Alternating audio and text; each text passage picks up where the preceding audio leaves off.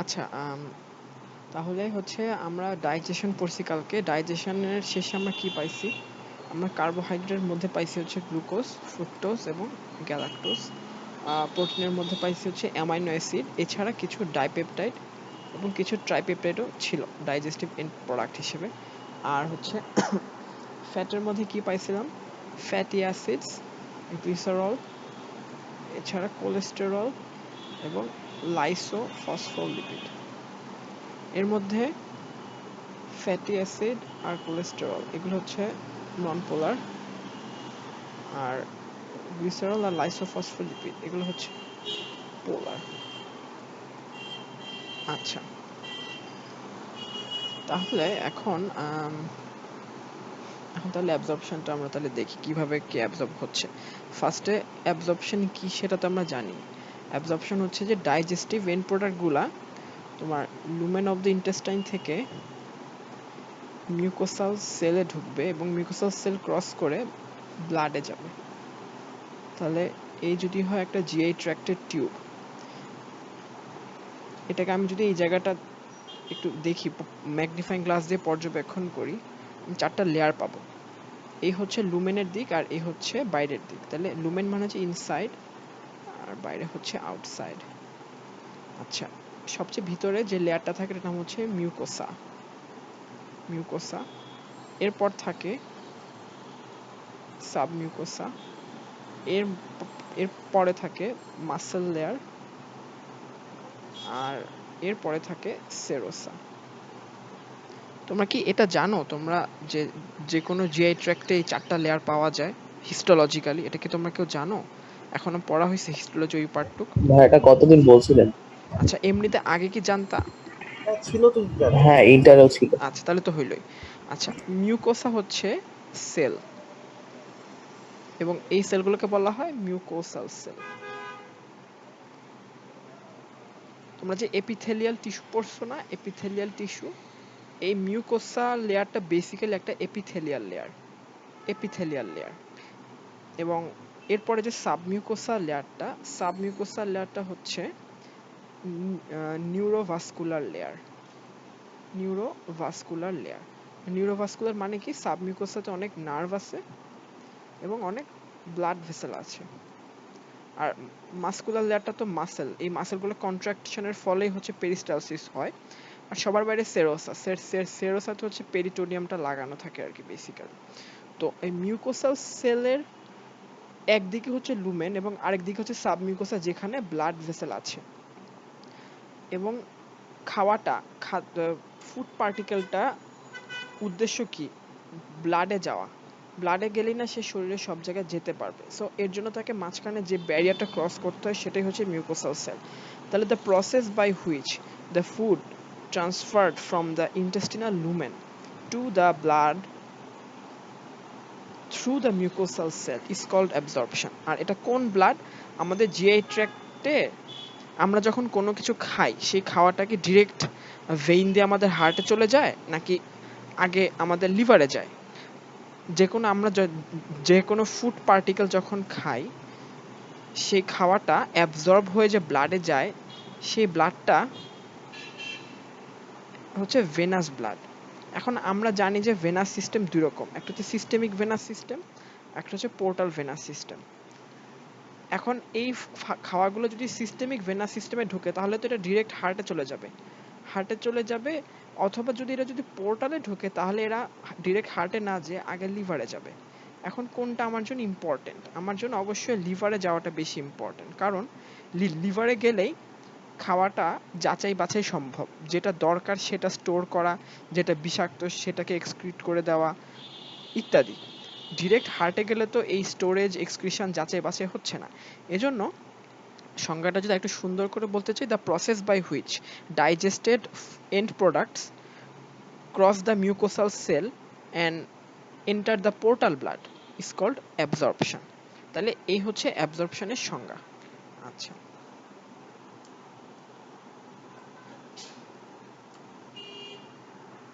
আচ্ছা, তাহলে এখন আমরা কার্বোহাইড্রেটের অ্যাবজর্পশনটা তাহলে একটু ভালো করে আমরা দেখি। আম, আমাদের যে মিউকোসাল সেল,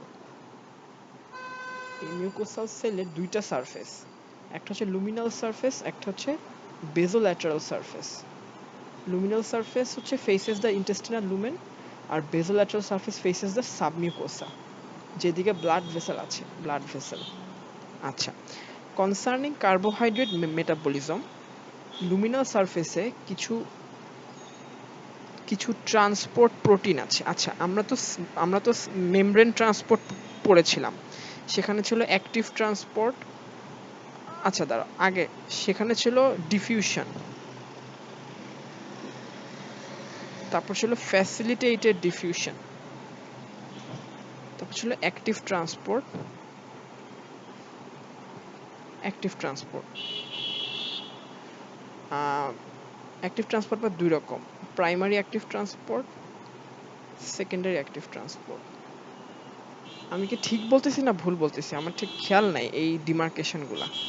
কেউ একজন আমাকে একটু জানাও, মেমব্রেন ট্রান্সপোর্টের ক্লাসিফিকেশনটা বলো তো কেউ একজন, কি কি টাইপের ক্লাসিফিকেশন ছিল? একটু হেল্প করো আমাকে কেউ একজন, ঠিক খেয়াল নাই। পারবা কেউ ভলান্টিয়ার করতে? খুব একটা যে ইম্পর্টেন্ট তা না, মনে পড়লে বইলো, নাইলে আই এম মুভিং অন। আচ্ছা, তাহলে লুমিনাল সারফেসে কিছু চ্যানেল থাকে, কিছু মানে চ্যানেল মানে হচ্ছে ট্রান্সপোর্ট প্রোটিন, সোজা কথা। চ্যানেল মানে হচ্ছে ট্রান্সপোর্ট প্রোটিন, ট্রান্সপোর্ট প্রোটিন। আচ্ছা ভাইয়া, হ্যাঁ এখানে বলো। হচ্ছে অ্যাক্টিভ ট্রান্সপোর্ট আর প্যাসিভ ট্রান্সপোর্টের প্রথমে ভাগ করা হয়, তারপরে অ্যাক্টিভকে প্রাইমারি, সেকেন্ডারি আর প্যাসিভকে অসমোসিস ডিফিউশনে ভাগ করা হয়। আচ্ছা আচ্ছা, ডিফিউশন আবার দুই রকম ছিল না? জি, সিম্পল আর হচ্ছে ফ্যাসিলিটেট। সিম্পল আর ফ্যাসিলিটেটেড। আচ্ছা ঠিক আছে, ঠিক আছে, আচ্ছা ঠিক আছে, শোনো। অ্যাক্টিভ ট্রান্সপোর্ট মানে হচ্ছে যে যেই ট্রান্সপোর্টের জন্য এটিপি দরকার হয়। প্রাইমারি অ্যাক্টিভ ট্রান্সপোর্ট হচ্ছে যেই যেই চ্যানেল দিয়ে, যেই ট্রান্সপোর্ট প্রোটিন দিয়ে কিছু ট্রান্সফার হবে, ঠিক ওই চ্যানেলেই এডিপি থেকে, মানে ওই ঠিক ঠিক ওই চ্যানেলের এক পাশে এটিপি ভেঙে এডিপি হবে, ওই চ্যানেলেই।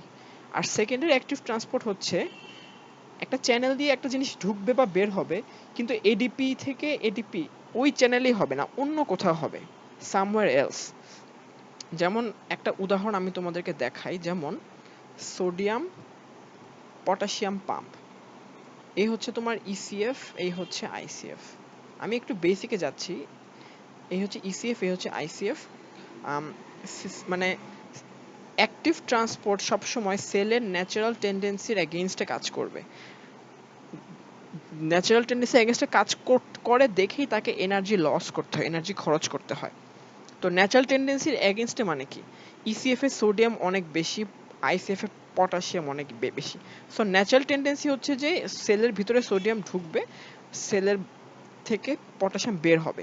এটার এগেইনস্টে কাজ করে হচ্ছে এই অ্যাক্টিভ ট্রান্সপোর্টটা, সোডিয়াম পটাশিয়াম পাম্প। সেলের ভিতর যে সোডিয়ামগুলো ঢুকতে চায়, যেগুলো ঢুকে গেল, এগুলোকে সে বের করে দেয়। 3টা সোডিয়ামকে সেল থেকে সে বের করে দেয়, আর 2টা পটাশিয়ামকে সে ঢুকায় ফেলে। এবং ঠিক এই চ্যানেলেরই একটার দিকে এটিপি থেকে এডিপি কনভার্ট হয়।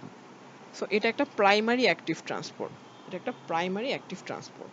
আর সেকেন্ডারি অ্যাক্টিভ ট্রান্সপোর্ট হচ্ছে, সাপোজ এই জিনিসটা তোমরা একটু দেখো,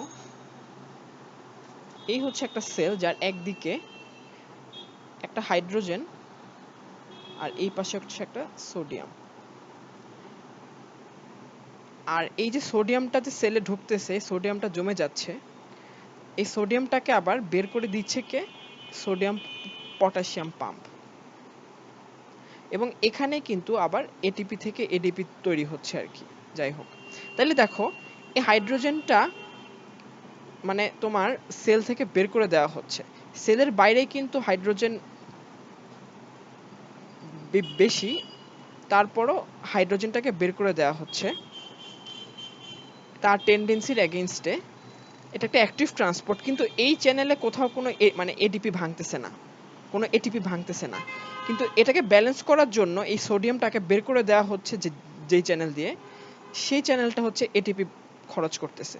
সো হাইড্রোজেনটাকে বের করার জন্য ইনডিরেক্টলি আরেকটা চ্যানেলের এটিপি খরচ করতে হচ্ছে। এটাই হচ্ছে সেকেন্ডারি অ্যাক্টিভ ট্রান্সপোর্ট। তাহলে সোজা কথা, প্রাইমারি অ্যাক্টিভ ট্রান্সপোর্ট হচ্ছে যেই মানে যেই চ্যানেলে ট্রান্সপোর্টের পাশাপাশি এটিপিটা সেখানেই খরচ হচ্ছে, সেটা প্রাইমারি অ্যাক্টিভ ট্রান্সপোর্ট। আর সেকেন্ডারি অ্যাক্টিভ ট্রান্সপোর্ট হচ্ছে যে যেই চ্যানেল একটা কাজ করতেছে সেই চ্যানেলে খরচ হচ্ছে না এটিপি, বরং অন্য একটা চ্যানেল টিপি খরচ করতেছে, এটা সেকেন্ডারি অ্যাক্টিভ ট্রান্সপোর্ট। তো যাই হোক, একটু বেশি অন্য দিকে কথা বলে ফেললাম। যাই হোক, আমি তাইলে যেটা দেখাচ্ছিলাম যে আমরা ফার্স্টে কার্বোহাইড্রেটের অ্যাবজর্পশন পড়তেছিলাম, আমরা মিউকোসাল সেলের দিকে কনসেন্ট্রেট করছি। দুইটা সারফেস, লুমিনাল সারফেস এবং বেজোল্যাটারাল সারফেস। লুমিনাল সারফেসেও কিছু ট্রান্সপোর্ট প্রোটিন আছে এবং বেজোল্যাটারাল সারফেসেও কিছু ট্রান্সপোর্ট প্রোটিন আছে, আমরা একে দেখাচ্ছি। আচ্ছা, তার আগে ট্রান্সপোর্ট প্রোটিন কি সেটা তো আমরা জানি। আমরা জানি যে একটা সেল মেমব্রেন হচ্ছে সাধারণত লিপিড দিয়ে তৈরি, এখান দিয়ে শুধুমাত্র লিপিড সলিউবল সাবস্টেন্সই ক্রস করতে পারে। কিন্তু আমাদের বেশিরভাগ ডাইজেস্টিভ এন্ড প্রোডাক্ট কি, তোমার এই যে ধরো glucose, fructose, galactose, amino acid, এগুলো কিন্তু লিপিড সলিউবল না। সো এগুলো কিন্তু ডিরেক্ট মেমব্রেন দিয়ে ক্রস করতে পারে না। এগুলো ক্রস করার জন্য এজন্য স্পেশালাইজড ট্রান্সপোর্ট প্রোটিন বা চ্যানেল প্রোটিন দরকার হয় এতে। তো লুমিনাল সারফেসে একটা প্রোটিন আছে, এটার নাম হচ্ছে sodium glucose transporter 1। Sodium glucose co transporter 1, নামটা হচ্ছে এরকম, সোডিয়াম গ্লুকোজ কো ট্রান্সপোর্টার 1। এই চ্যানেলগুলো যেগুলো ব্রাউন কালার দিয়ে আঁকছি, এদের কাজ হচ্ছে কি, এরা কো ট্রান্সপোর্ট করবে কাকে কাকে, সোডিয়ামকে এবং গ্লুকোজকে কো ট্রান্সপোর্ট করবে। তাহলে তাহলে সেলের ভিতরে সোডিয়ামও ঢুকলো, আবার গ্লুকোজও ঢুকলো। এরপর যেই গ্লুকোজটা সেলের মধ্যে ঢুকলো, এই গ্লুকোজটা এই যে নীল রঙের চ্যানেলটা দিয়ে ব্লাডে চলে যাবে। এই নীল রঙের চ্যানেলটার নাম হচ্ছে সম্ভবত গ্লুট 1 বা 2 মনে হয়, আমি একটু দেখে জানাচ্ছি তোমাদের, একটা মিনিট দাঁড়াও।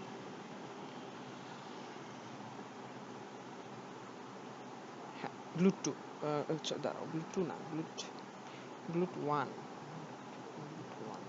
হ্যাঁ গ্লুট 1। আচ্ছা, গ্লুট 1 বা গ্লুট 2 ডাজন্ট ম্যাটার। তাহলে এই যে ব্লু কালারের যে চ্যানেলটা আমি দেখিয়েছি, এটার নাম হচ্ছে গ্লুট মানে হচ্ছে গ্লুকোজ ট্রান্সপোর্টার। তাহলে তাহলে গ্লুকোজ অ্যাবজর্পশনটা কি, কয়টা প্রসেস, দুইটা process. Number 1, from lumen to mucosal cell কি দিয়ে যায়, সোডিয়াম গ্লুকোজ কো ট্রান্সপোর্ট 1, এটা দিয়ে যায়। এটা দিয়ে কিভাবে যায়, সেলের ভিতরে সোডিয়াম আর গ্লুকোজ একসাথে ঢোকে।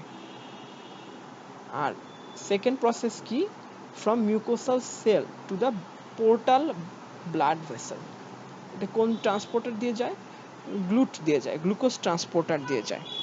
নর্মালি এটা গ্লুট 1 দিয়ে যায়। আচ্ছা, তাহলে এটা হচ্ছে তোমার গ্লুকোজ কিভাবে অ্যাবজর্পশন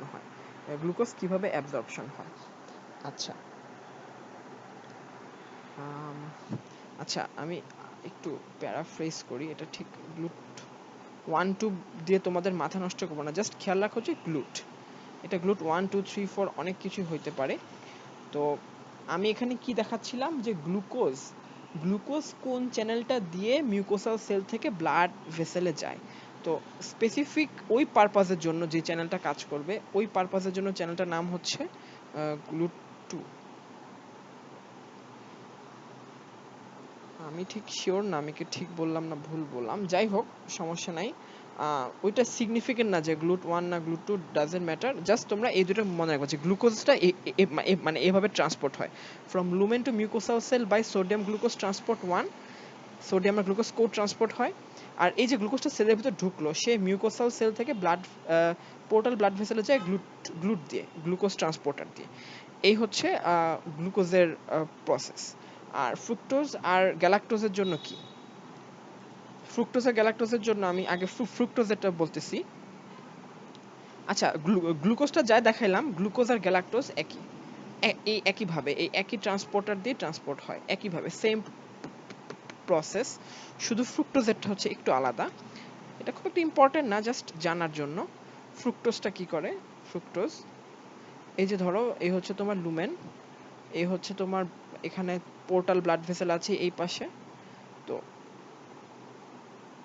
সে তোমার লুমেন থেকে সেলে ঢুকে ভায়া গ্লুট 5। তাহলে ফ্রুক্টোজ হচ্ছে গ্লুট 5 দিয়ে সেলের ভিতরে ঢুকতেছে, আবার সেল থেকে ব্লাডে যাচ্ছে ওই একই GLUT2 দিয়ে, সেল থেকে ব্লাডে যাচ্ছে ওই একই GLUT2 দিয়ে। তাহলে অ্যাবজর্পশন আমাদেরকে কয়টা স্টেপ মাথায় রাখতে হবে?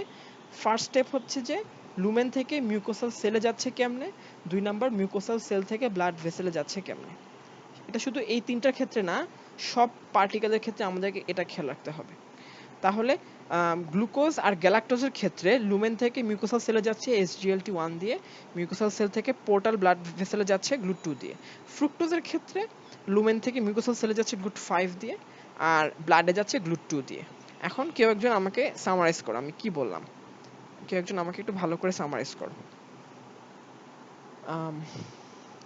মাইশা তুমি সামারাইজ করো আপু, তুমি একটু সামারাইজ করো গ্লুকোজ গ্লুকোজ অ্যাবজর্পশনে কি বললাম। আসসালামু আলাইকুম ভাইয়া। জি ওয়ালাইকুম সালাম।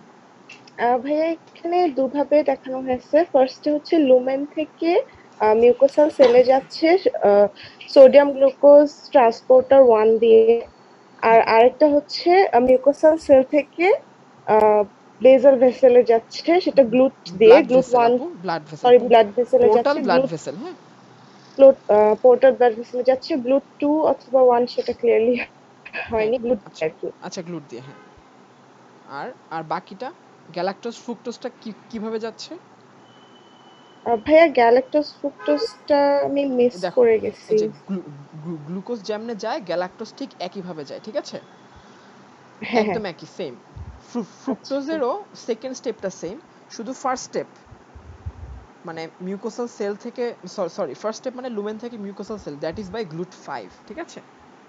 ওকে ভাইয়া, আচ্ছা ঠিক আছে, ঠিক আছে থ্যাংক ওকে, ইউ। আশা করি ক্লিয়ার হয়েছে। তাহলে কার্বোহাইড্রেটের অ্যাবজর্পশনটা এভাবে, তাহলে আলটিমেটলি কার্বোহাইড্রেটটা মিউকোসাল সেল থেকে পোর্টাল ব্লাড ভেসেলে চলে গেল, এবং পোর্টাল ব্লাড ভেসেল থেকে আলটিমেটলি সে লিভারে চলে গেল। লিভারে যে তার বাকি প্রসেসগুলো হবে, মেটাবলিজমের যে বাকি প্রসেস, গ্লুকোজ থেকে গ্লাইকোলাইসিস হয়, তারপর হচ্ছে যে দরকার হলে আবার গ্লাইকোজেনেসিস হবে, অনেক কিছু, এগুলো হাবি যাবে, এগুলো পরের চ্যাপ্টারে। তাহলে আমরা কার্বোহাইড্রেটের অ্যাবজর্পশনটা পড়লাম। এখন হচ্ছে প্রোটিনের অ্যাবজর্পশন। আচ্ছা, প্রোটিনের ডাইজেস্টিভ এন্ড প্রোডাক্ট কি কি? অ্যামাইনো অ্যাসিড, ডাইপেপটাইড এবং ট্রাইপেপটাইড। অ্যামাইনো অ্যাসিড কি? একটা সিঙ্গেল কিছু একটা NH2 CHR COH, এটা হচ্ছে অ্যামাইনো অ্যাসিড। আর যদি পাশাপাশি দুইটা অ্যামাইনো অ্যাসিড থাকে, মাঝে একটা পেপটাইড বন্ড, এটা হচ্ছে ডাইপেপটাইড, আর এটা হচ্ছে ট্রাইপেপটাইড। মাঝে তিনটা মানে মাঝে দুইটা পেপটাইড বন্ড আর কি। সো এরা কি করে দেখো, সেম, অলমোস্ট সেম, খুব বেশি একটা পার্থক্য নাই, গ্লুকোজের মতই অনেকটা। এই হচ্ছে লুমিনাল সারফেস, এই হচ্ছে মিউকোসাল সেল, আর এই হচ্ছে এই পাশে থাকবে পোর্টাল ব্লাড ভেসেল। তাহলে লুমেন থেকে মিউকোসাল সেলে যেই ট্রান্সপোর্টার প্রোটিনটা দিয়ে ঢুকতেছে, এটার নাম হচ্ছে big surprise sodium amino acid co transport, মানে ওইটা ছিল সোডিয়াম গ্লুকোজ কো ট্রান্সপোর্ট, এটার নাম হচ্ছে sodium amino acid co transport. এর মাধ্যমে সেলের ভিতরে সোডিয়াম এবং অ্যামাইনো অ্যাসিড ঢুকে, এটা দিয়ে কি ঢুকে? সোডিয়াম এবং অ্যামাইনো অ্যাসিড ঢুকে। আর তাহলে এভাবে অ্যামাইনো অ্যাসিডটা হচ্ছে সেলের ভিতরে ঢুকে যাচ্ছে, মানে যেটা শুধু অ্যামাইনো অ্যাসিড, আমি শুধু অ্যামাইনো অ্যাসিড নিয়ে কথা বলতেছি। আচ্ছা, তারপরে এই অ্যামাইনো অ্যাসিডটা হচ্ছে সেল থেকে আরেকটা ট্রান্সপোর্টার দিয়ে বের হয়ে যায় ব্লাডে। এটার নামটা বইয়ে পাই নাই, আমি নিজেও জানি না, এবং এটা কোনো জিজ্ঞেসও করে না, শুধু এই পার্টটাই জিজ্ঞেস করে, বাট নিশ্চয়ই কোনো না কোনো ট্রান্সপোর্টার মাধ্যমে সে পোর্টাল ব্লাড ভেসেলে যায়। I am not sure about it, আমি বইয়ে টয়ে পাই নাই আমাদের, বাট এটা খেয়াল রাখো তোমরা যে জাস্ট লুমেন থেকে মিউকোসাল সেলে কিভাবে যায়, by sodium amino acid co transport. এটা শুধু গেলো অ্যামাইনো অ্যাসিডের ক্ষেত্রে। ডাইপেপটাইড ট্রাইপেপটাইডের ক্ষেত্রে কি হয়? সেলের ভিতরে এনজাইম থাকে ডাইপেপটাইডেস এবং ট্রাইপেপটাইডেস, এই এনজাইমগুলো সেলের ভিতরেই থাকে। এরা এই ডাইপেপটাইড ট্রাইপেপটাইডকে ভেঙে ইন্ডিভিজুয়াল অ্যামাইনো অ্যাসিড তৈরি করতে পারে, এবং ইন্ডিভিজুয়াল অ্যামাইনো অ্যাসিড তৈরি হয়ে গেলে বাকি প্রসেসটা তো এর মতোই। সো এই হচ্ছে প্রোটিনের অ্যাবজর্পশন। কোনো কমপ্লেক্সিটি কিছু নাই। এটা কেউ একজন আমাকে একটু সামারাইজ করে বলো যে অ্যামাইনো অ্যাসিডটা বা প্রোটিন, মানে প্রোটিনটা কিভাবে অ্যাবজর্পশন হয়। আমি আরেকবার সামারাইজ করে বলতেছি, তিনটা ফর্ম হচ্ছে, মানে প্রোটিনের ডাইজেস্টিভ এন্ড প্রোডাক্ট হচ্ছে তিনটা: অ্যামাইনো অ্যাসিড, ডাইপেপটাইড এবং ট্রাইপেপটাইড। অ্যামাইনো অ্যাসিডটা লুমেন থেকে মিউকোসাল সেলে ঢুকছে কি দিয়ে? Sodium amino acid co transport দিয়ে। এবং তারপর কোনো একটা ট্রান্সপোর্ট প্রোটিনের মাধ্যমে আবার সে পোর্টাল ব্লাড ভেসেলে চলে যাচ্ছে। আর ডাইপেপটাইড, ট্রাইপেপটাইডটা কিভাবে অ্যাবজর্পশন হচ্ছে? এরাও সেলে একইভাবে কোনো একটা ট্রান্সপোর্টার দিয়ে ঢুকতেছে। সেই ট্রান্সপোর্টারটার কথা বইয়ে বলা নাই এত স্পেসিফিকলি, জাস্ট সেলের ভিতরে ঢোকার পর ডাইপেপটাইডেজ, ট্রাইপেপটাইডেজ নামক এনজাইম আছে, সেই এনজাইমের সহায়তায় এরা আবার অ্যামাইনো অ্যাসিডে ব্রেকডাউন হয়, একইভাবে ব্লাডে চলে যাচ্ছে। আচ্ছা, এটা কেউ একজন আমাকে সামারাইজ করো। শাহরুখ, তুমি একটু সামারাইজ করো ভাইয়া। আছো? জি ভাইয়া। হ্যাঁ হ্যাঁ, একটু সামারাইজ করো। আচ্ছা, প্রোটিনের হচ্ছে ডাইজেস্টিভ এন্ড প্রোডাক্ট হচ্ছে তিন টাইপের হয়। একটা হচ্ছে অ্যামাইনো অ্যাসিড, দেন হচ্ছে কখনো কখনো সেটা ডাইপেপটাইড হিসাবেও থাকে, আবার ট্রাইপেপটাইড হিসাবেও থাকে। সো ফার্স্টলি হচ্ছে অ্যামাইনো অ্যাসিডটা যখন লুমেন থেকে মিউকোসাল সেলে এন্টার করে, তখন হচ্ছে ওরা sodium amino acid co transport পাথওয়েটা use করে, এবং দেন ওইখান থেকে আরেকটা ট্রান্সপোর্টার ওরা হচ্ছে ব্লাডে চলে যায় অ্যামাইনো অ্যাসিডটা হ্যাঁ সেল থেকে। আর হ্যাঁ হচ্ছে যদি টাইপেপটাইড হয়, সেক্ষেত্রে হচ্ছে ওরা একটা ট্রান্সপোর্টার ইউজ করে ফার্স্টে মিউকোসাল সেলে যায় লুমেন থেকে, অ্যান্ড সেলের মধ্যে হচ্ছে গিয়ে ডাইপেপটাইডেজ আর ট্রাইপেপটাইডেজ এনজাইমের কারণে ওরা ভেঙে অ্যামাইনো অ্যাসিডে কনভার্ট হয়। দেন অ্যামাইনো অ্যাসিডটা হচ্ছে আরেকটা ওই সেম আগের মতো ওই ট্রান্সপোর্টারটা ইউজ করে ব্লাডে চলে যায়। আচ্ছা ঠিক আছে ভাই, থ্যাংক ইউ। বুঝতে পারতেছো তো তাই না আমি যা বলতে চাচ্ছি? ক্লিয়ার হচ্ছে তো তাই না? জি ভাইয়া। ওকে ওকে, ঠিক আছে। আচ্ছা, এরপর হচ্ছে যে লিপিড। লিপিডটা তোমরা অলরেডি অর্ধেকের বেশি আমরা কালকে আলোচনা করছি, লিপিডের অ্যাবজর্পশনটা। বেসিক্যালি এখানেও আমাদের কি কি জিনিস মাথায় রাখতে হবে: লুমেন থেকে মিউকোসাল সেলে কেমনে যাচ্ছে, আর মিউকোসাল সেল থেকে পোর্টাল ব্লাড ভেসেলে কেমনে যাচ্ছে। আচ্ছা, ফার্স্টে এন্ড প্রোডাক্টগুলো কি কি? ফ্যাটি অ্যাসিড, গ্লিসারল, কোলেস্টেরল এবং লাইসোফসফোলিপিড। এর মধ্যে ফ্যাটি অ্যাসিড আর কোলেস্টেরল এই দুইটা হচ্ছে নন পোলার, বাকিগুলো হচ্ছে পোলার। তো যাই হোক, পোলার হোক নন পোলার হোক, আমাদের তো কোনোভাবে মিউকোসাল সেলে ঢুকাতে হবে। যে পোলার, তাকে নিয়ে বেশি কথা আমাদের জানতে হবে না, সোজা কথা। সে কোনো একটা ট্রান্সপোর্টারের মাধ্যমে মিউকোসাল সেলে ঢুকে যায়, আবার কোনো একটা ট্রান্সপোর্টারের মাধ্যমে সে পোর্টাল ব্লাডে চলে যায়। নো ফাস অ্যাবাউট ইট, কিছু এক্সট্রা আর কিছু এখানে জানার নেই। এবং ডিরেক্ট তারা এভাবে লিভারে চলে যায়, direct. But what about this non polar compounds?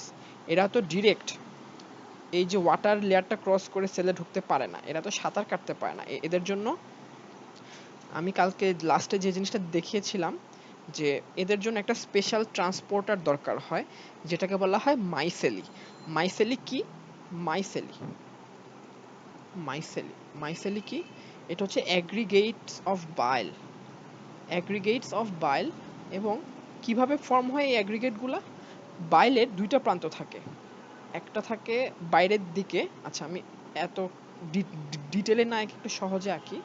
বাইলের, আমরা যদি মাইসেলিকে বাইরে থেকে দেখি, এরকম দেখব যে মাইসেলের বাইরের দিকটা হচ্ছে পোলার, আর মাইসেলের ভিতরের দিকটা হচ্ছে নন পোলার, নন পোলার। এবং বেসিক্যালি এগুলাকে আমি যদি আলাদা করে দেখব, যে এগুলো প্রত্যেকটা বেসিক্যালি এক একটা ছোট ছোট মানে বাইল কম্পাউন্ড, যেগুলোর বাইরেরটা হচ্ছে পোলার আর ভিতরটা হচ্ছে নন পোলার।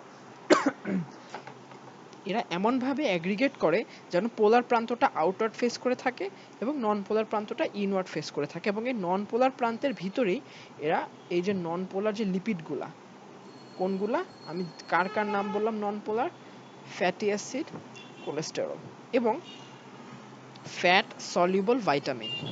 তিনটা জিনিস: fatty acid, cholesterol, fat soluble vitamin, যারা হচ্ছে নন পোলার কম্পাউন্ড। ওরা কি করে? ওরা এই মাইসেলের ভিতরে ঢুকে যায়, মাইসেলের ভিতরে ঢুকে সুন্দর করে ওরা পুরা ইন্টেস্টাইনাল ইয়েটা ক্রস করে মিউকোসাল সেলের ভিতরে আস্তে করে সুন্দর করে ঢুকে যায়। তাহলে ফার্স্ট স্টেপটা কি? From lumen to mucosal cell by ferrying action of micelle. তাহলে এক কথায় এটাই বলবো, বাই ফেরিং অ্যাকশন মাইসেলি। মাইসেলিটা কে ফর্ম করে?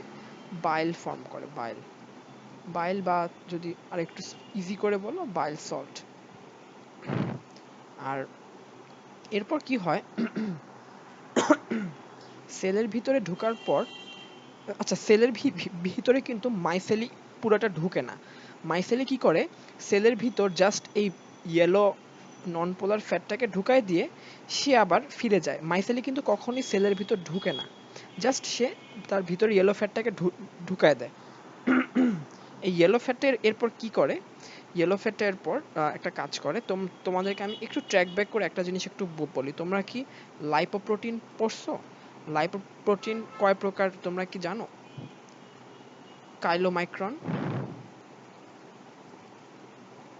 কাইলোমাইক্রন, তারপর হচ্ছে ভিএলডিএল, তারপর হচ্ছে আইডিএল, আইডিএল, তারপর এলডিএল, তারপর এইচডিএল। তোমরা কি কেউ এগুলো এখনো পড়ছো? তোমাদের কি এগুলো পড়ানো হয়েছে এখনো, লাইপোপ্রোটিনের ক্লাসিফিকেশন? কেউ বলতো একটু, এগুলো কি পড়ানো হয়েছে নাকি এগুলো তোমাদের কাছে নতুন জিনিস পুরা? হ্যালো শাহরুখ বা মেরাজ, কেউ একজন বলো তো তোমাদের কি এগুলো পড়ানো হয়েছে এখনো?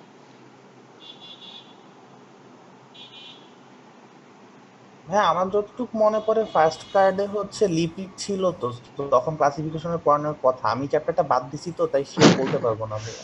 আচ্ছা, এগুলোর নাম শুনছো কখনো? Chylomicron, VLDL? হ্যাঁ ভাইয়া। আচ্ছা আচ্ছা, ঠিক আছে ঠিক আছে। শুনো, লাইপোপ্রোটিন মানে হচ্ছে combination of lipid and protein, combination of lipid and protein. এবং এটা বেসিক্যালি কিছুই না, একটা প্রোটিন শেলের মধ্যে কোর অফ লিপিড, অনেকটা মাইসেলের মতো এই জিনিসটা, যে বাইরে একটা প্রোটিন শেল থাকবে। তোমরা চকলেট খাইছো না, ফেরেরো রসার খাইছো না তোমরা? বাইরে চকলেট থাকে, ভিতরে একটা বাদাম থাকে, বাইরে থেকে তো বোঝা যায় না যে ভিতরে বাদাম আছে, জাস্ট চকলেটই দেখা যায়। তো লাইপোপ্রোটিন জিনিসটা অনেকটা এরকম, a shell of protein with a core of lipid inside, এটাই হচ্ছে লাইপোপ্রোটিন। এখন লিপিড আর প্রোটিন কোনটা বেশি কোনটা কম, কোনটা কার তুলনায় বেশি কম, এর উপর ভিত্তি করে এরকম নামকরণ করা হয়েছে। ভিএলডিএল মানে very low density lipoprotein, low density lipoprotein, high density lipoprotein, এরকম। যাই হোক, এটা এখন কথা না। তো লাইপোপ্রোটিনটার নাম কেন বললাম, just to introduce you guys with this thing called chylomicron. আমাদের সেলের ভিতরে, মিউকোসাল সেলের ভিতরে যখন এই মিউকোসাল সেলের ভিতর যখন নন পোলার লিপিডটা ঢুকলো, তখন তাদের চারপাশে কিছু প্রোটিন এসে একটা আবরণী তৈরি করে ফেললো, এবং এই যে জিনিসটা তৈরি হলো এটার নামই হচ্ছে কাইলোমাইক্রন। এই কাইলোমাইক্রনটা এখন খুব সুন্দরভাবে মিউকোসাল সেল থেকে পোর্টাল ব্লাড ভেসেলে চলে যাবে, ডিরেক্ট ব্লাডে চলে যাবে। তাহলে বুঝলা যে লিপিডের অ্যাবজর্পশন কিভাবে হচ্ছে? খুবই অ্যাটিপিক্যাল দুইটা প্রসেসের মাধ্যমে হচ্ছে। From lumen to mucosal cell হচ্ছে কি মাইসেলের মাধ্যমে, এবং এটা কি component of aggregation of bile. আর মিউকোসাল সেল থেকে পোর্টাল ব্লাডে কিভাবে যাচ্ছে? By formation of chylomicron. দুই ক্ষেত্রেই কিন্তু তাদেরকে লুকায় একটা জিনিসের ভিতর ঢুকায় নিয়ে যাওয়া হচ্ছে। প্রথম ক্ষেত্রে মাইসেলি তাদেরকে নিজেদের মধ্যে ঢুকায় মিউকোসাল সেলে প্রবেশ করাইছিল, এবং মিউকোসাল সেলে যখন তারা প্রবেশ করলো, তাদের চারপাশে একটা লিপিডের আবরণী হয়ে কাইলোমাইক্রন ফর্ম হইলো। এই কাইলোমাইক্রনটা তাদেরকে পোর্টাল ব্লাডে নিয়ে গেল, তাহলে এই হচ্ছে absorption of lipid in brief, in a nutshell. আর তোমাদের বইয়ে তোমরা আরেকটা জিনিস পাবা, আচ্ছা না, বইয়ে তোমরা পাবা যে কাইলোমাইক্রনটা কিভাবে আলটিমেটলি লিভারে যায়। আচ্ছা মেরাজ আছো? জি ভাইয়া হ্যাঁ আছি। তুমি একটু এতটুকু পর্যন্ত আমাকে সামারাইজ করে বলো তো, এতটুকু লিপিডের এতটুকু। আচ্ছা ভাইয়া, লিপিডের এন্ড প্রোডাক্ট গুলা ভাইয়া হচ্ছে ফ্যাটি অ্যাসিড, গ্লিসারল, ফসফোলাইপেজ, মানে লাইসোফসফোলিপিড। জি ভাইয়া, লাইপোফসফোলিপিড এবং কোলেস্টেরল। তো এগুলাকে দুই ভাগে ভাগ করছি আমরা, একটা হচ্ছে পোলার এবং আরেকটা হচ্ছে নন পোলার। হ্যাঁ যেগুলো হচ্ছে পোলার ভাইয়া, ওগুলা আগের মতোই নর্মাল কো ট্রান্সপোর্ট ওয়েতে চলে যাবে ভাইয়া আমাদের মিউকোসাল সেলে এবং সেখান থেকে ব্লাড ভেসেলে। কিন্তু যেগুলো ভাইয়া নন পোলার, ওগুলা হচ্ছে আমাদের বাইলের সাথে অ্যাগ্রিগেটেড হয়ে মাইসেলে তৈরি করবে এবং তারপর সেটা ফেরিং অ্যাকশনের মাধ্যমে মিউকোসায় যাচ্ছে। মিউকোসায় যাওয়ার পর সেটা হচ্ছে প্রোটিন দ্বারা আবৃত হয়ে ভাইয়া একটা হচ্ছে আহ লিপোপ্রোটিন তৈরি করবে, যেটার নাম হচ্ছে কাইলোমাইক্রন, এবং সেটা হচ্ছে দিয়ে লিভারে চলে যাবে। আচ্ছা তোমার কথা পুরাটাই ঠিক ছিল, জাস্ট লাস্টের টুকু বাদে। ঠিক আছে, লাস্টের টুকু বাদে ঠিক ছিল, মানে লিভারে চলে যাবে ডিরেক্ট, এটা না বললেও হতো। তুমি জাস্ট যদি বলতে যে পোর্টাল ব্লাডে চলে যাবে তাহলেই হতো। আচ্ছা আমি একটু বলতেছি, তোমার কথা টেকনিক্যালি ঠিক ঠিক আছে, বাট টেকনিক্যালিটি ঠিক করার জন্য একটু কিছু আমাদের জানা দরকার। তুমি আমাকে একটু বলো কাইলোমাইক্রন। আচ্ছা ঠিক আছে, তুমি তো কাইলোমাইক্রন বললাম। মেরাজ তুমি আছো তো ভাইয়া, তাই না? তোমার সাথে আমি এখন একটু কনভারসেশন করব, তুমি আমাকে একটা জিনিসে হেল্প আউট করবা, ঠিক আছে? হ্যালো। জি ভাইয়া, আচ্ছা ওকে। ঠিক আছে, হুম শোনো। হুম হ্যাঁ শোনো, হুম। এই পোর্টাল ব্লাড, পোর্টাল ভেসেলটা কি জিনিস, এটা কোথায় যায় তুমি কি বলতে পারবা? লিভারে যাচ্ছে ভাইয়া। আচ্ছা হ্যাঁ, লিভারে যাচ্ছে। এরপর লিভার থেকে কোথায় যাচ্ছে এই পোর্টাল ভেসেলটা? ভাইয়া হার্টে। আচ্ছা, মানে লিভার থেকে হেপাটিক ভেইন বের হচ্ছে, এই হেপাটিক ভেইনটা হচ্ছে হার্টে যাচ্ছে, তাই তো? ডিরেক্ট তো যায় না, মানে পোর্টাল ভেইনটা লিভারে ঢুকে, লিভার থেকে যে হেপাটিক ভেইন, আচ্ছা আমি একটু ছবি এঁকে তোমাদেরকে দেখাই। এই হচ্ছে তোমার লিভার, এখান থেকে পোর্টাল ভেইনটা মানে এমনি ঢুকতেছে, আর লিভারের এই পাশ থেকে পিছন দিয়ে ইনফেরিয়র ভেনা ক্যাভাটা যাচ্ছিল, ইনফেরিয়র ভেনা ক্যাভাতেই ডাইরেক্টলি হেপাটিক ভেনগুলা ড্রেন করে ব্লাড পাঠায় দিচ্ছে। এরপর ইনফেরিয়র ভেনা ক্যাভাটা তুমি বলতে চাচ্ছ যে ডাইরেক্ট হার্টের রাইট অ্যাট্রিয়ামে ব্লাড নিয়ে যাচ্ছে, তাই তো? জি ভাইয়া। হ্যাঁ, ঠিক ঠিক আছে। তো আচ্ছা এখন আমাকে তুমি একটা জিনিস একটু বলো, সেটা হচ্ছে, আচ্ছা আমার কাছে মনে হয় যে এখানে ওই জিনিসটা ব্রিং আপ করার দরকার নেই, ওটা আসলে পরে বললে হবে, থাক থাক সমস্যা নেই। আমি যেটা বলতে চাচ্ছিলাম যে তোমরা লিম্ফ্যাটিক সিস্টেম তো পড়ছো, থোরাসিক ডাক্ট কিভাবে ড্রেন করে ইয়েকে, তাই না? জি ভাইয়া, আচ্ছা ঠিক আছে, পড়েছিলাম। শোনো, তোমার লাস্ট যে কথাটা, আচ্ছা শোনো, আমি মনে হয় একটা জিনিস ভুল বলছি, তুমি আরেকটু ওই পার্টটা বলো তো, যে কাইলোমাইক্রনটা মিউকোসাল সেল থেকে তারপর কোথায় যাচ্ছে? হ্যাঁ, পোর্টাল ব্লাড ভেসেলে আচ্ছা যাচ্ছে। এটা কি আমি বলছি, তাই না? তাইলে আমি যদি বলে থাকি তাহলে হচ্ছে যে কাউন্টেড রং, ঠিক আছে? এই যে আমি এখানে লেখাও আছে, ঠিক আছে? এটা খুব একটা গ্রস মিস্টেক করছি আমি। তোমরা সবাই আবার তোমাদের খাতাটাতে যদি লিখে রাখো, কাটো। কাইলোমাইক্রনটা মিউকোসাল সেল থেকে পোর্টাল ব্লাডে যায় না, কাইলোমাইক্রোটা মিউকোসাল সেল থেকে যায় লিম্ফে যায়, লিম্ফাটিক ডাক্টে, লিম্ফাটিক ভেসেলে যায়, লিম্ফাটিক ভেসেলে। আমি একটা জিনিস হয়তো মেনশন করি নাই, যে সাবমিউকোসায় কি কি থাকে। সাবমিউকোসায় আমি বলছিলাম যে এটা নিউরোভাস্কুলার এরিয়া, এখানে নার্ভ থাকে, ব্লাড ভেসেল থাকে, আর থাকে হচ্ছে লিম্ফ ভেসেল, লিম্ফ ভেসেল, এই জিনিসটি ইম্পর্টেন্ট। আচ্ছা এখন একটু মনোযোগ দিয়ে শুনো, তাহলে আমি কি বলছিলাম, গ্লুকোজের end product of digestion mucosal cell থেকে পোর্টাল ব্লাডে চলে যাচ্ছে, ওইটাও কারেক্ট।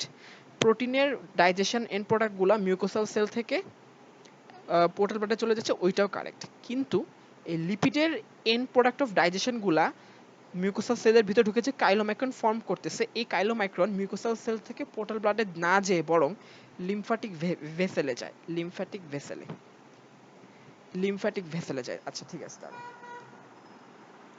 আমি একবার সুন্দর করে আরেকবার দেখাই, তাহলে তোমরা ইজিলি বুঝতে পারবা।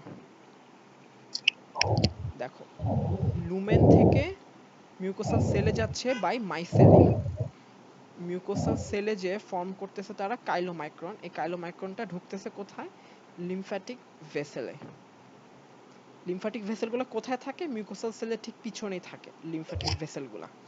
এই লিম্ফ্যাটিক ভেসেলগুলা, অনেকগুলা লিম্ফ্যাটিক ভেসেল একসাথে হয়ে হয়ে হয়ে বড় লিম্ফ্যাটিক ডাক্ট তৈরি করে, এবং অনেকগুলা লিম্ফ্যাটিক ডাক্ট একসাথে অ্যাগ্রিগেট হয়ে হয়ে হয়ে শরীরের সবচেয়ে বড় লিম্ফ্যাটিক চ্যানেল তৈরি করে? বলো তো শরীরের সবচেয়ে বড় লিম্ফ্যাটিক চ্যানেলের নাম কি মেরাজ?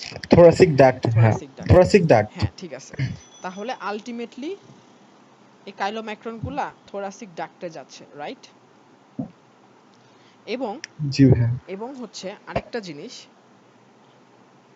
এই থোরাসিক ডাক্টটা কোথায় যে শেষ হয় আমাকে বলো তো। সাবক্লাভিয়ান ভেইন আচ্ছা ভাইয়া। শোনো, এক পাশে হচ্ছে থোরাসিক ডাক্ট, আরেক পাশে মনে হয় রাইট লিম্ফ্যাটিক ডাক্ট, তাই না? নাকি জি উল্টা ভাইয়া। বললাম?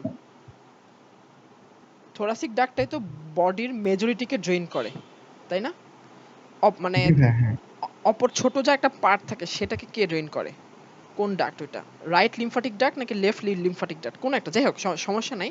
আলটিমেটলি এই থোরাসিক ডাক্টটা কোথায় যে শেষ হয় বলো তো? এই হচ্ছে আমাদের superior vena cava. Superior vena কেভা কেমনে তৈরি হয়?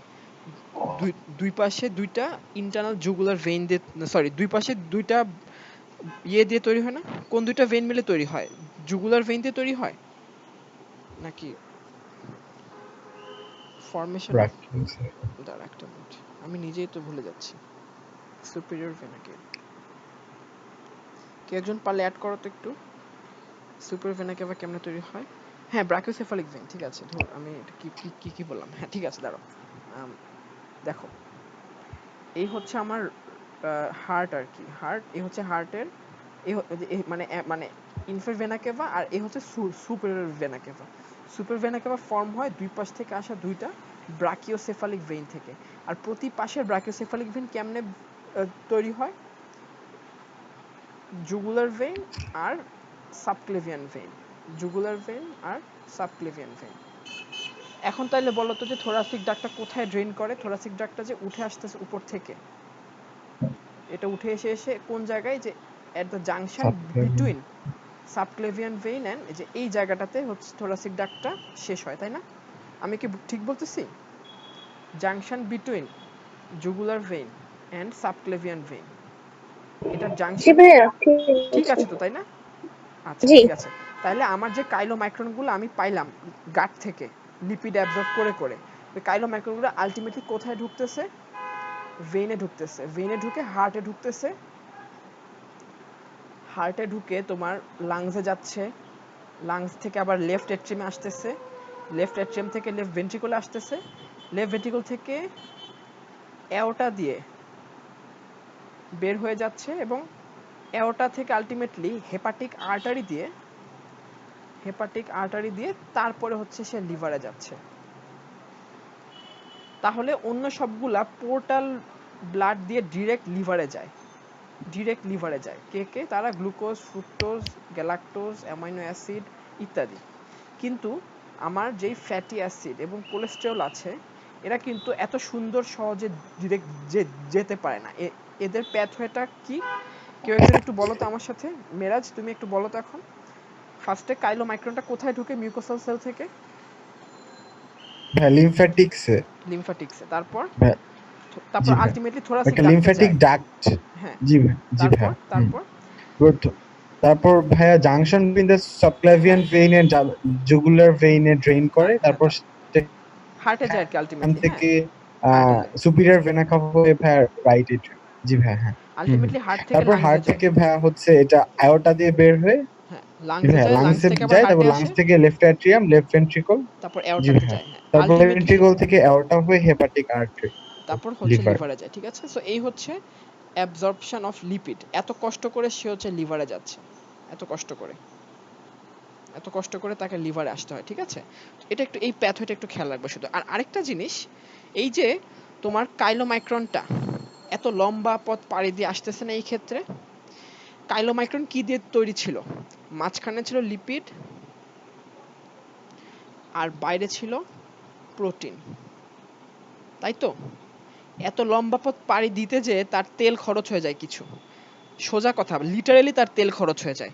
যখন তার তেল খরচ হয়ে যায় তখন তাকে দেখলে এরকম মনে হয়, দেখো তখন তার প্রোটিন এর কোটিংটা একটু মোটা থাকে আর লিপিডের কোটিংটা একটু, মানে লিপিডের রেশিওটা একটু কম হয়ে যায়।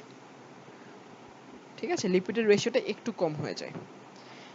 এই যে তাহলে কি বললাম, এটা হচ্ছে কাইলোমাইক্রন, যেখানে লিপিডটা ছিল অনেক বেশি, প্রোটিনটা ছিল একদম কম।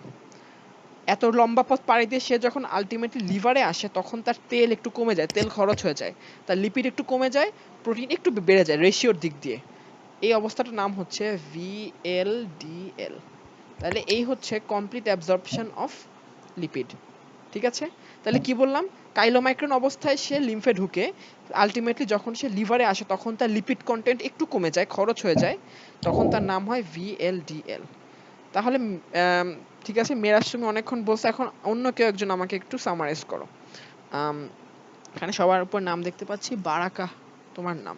আপু তুমি একটু বলো তো কষ্ট করে, যদি প্রবলেম না হয় সামারাইজ করে। ভাইয়া কাইলোমাইক্রন থেকে বলবো? হ্যাঁ তুমি বলো, কাইলোমাইক্রন থেকে বলো, সমস্যা নেই।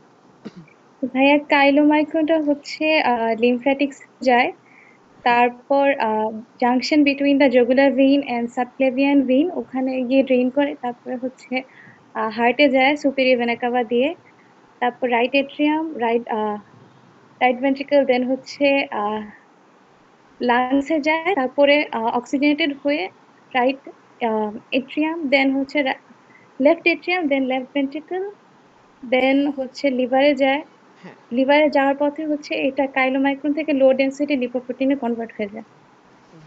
Very low density. ঠিক আছে, ভেরি লো ডেনসিটি। আচ্ছা জি ভাইয়া। ঠিক আছে, ওকে থ্যাংক ইউ। তাহলে এই হচ্ছে লিপিডের অ্যাবজর্পশন।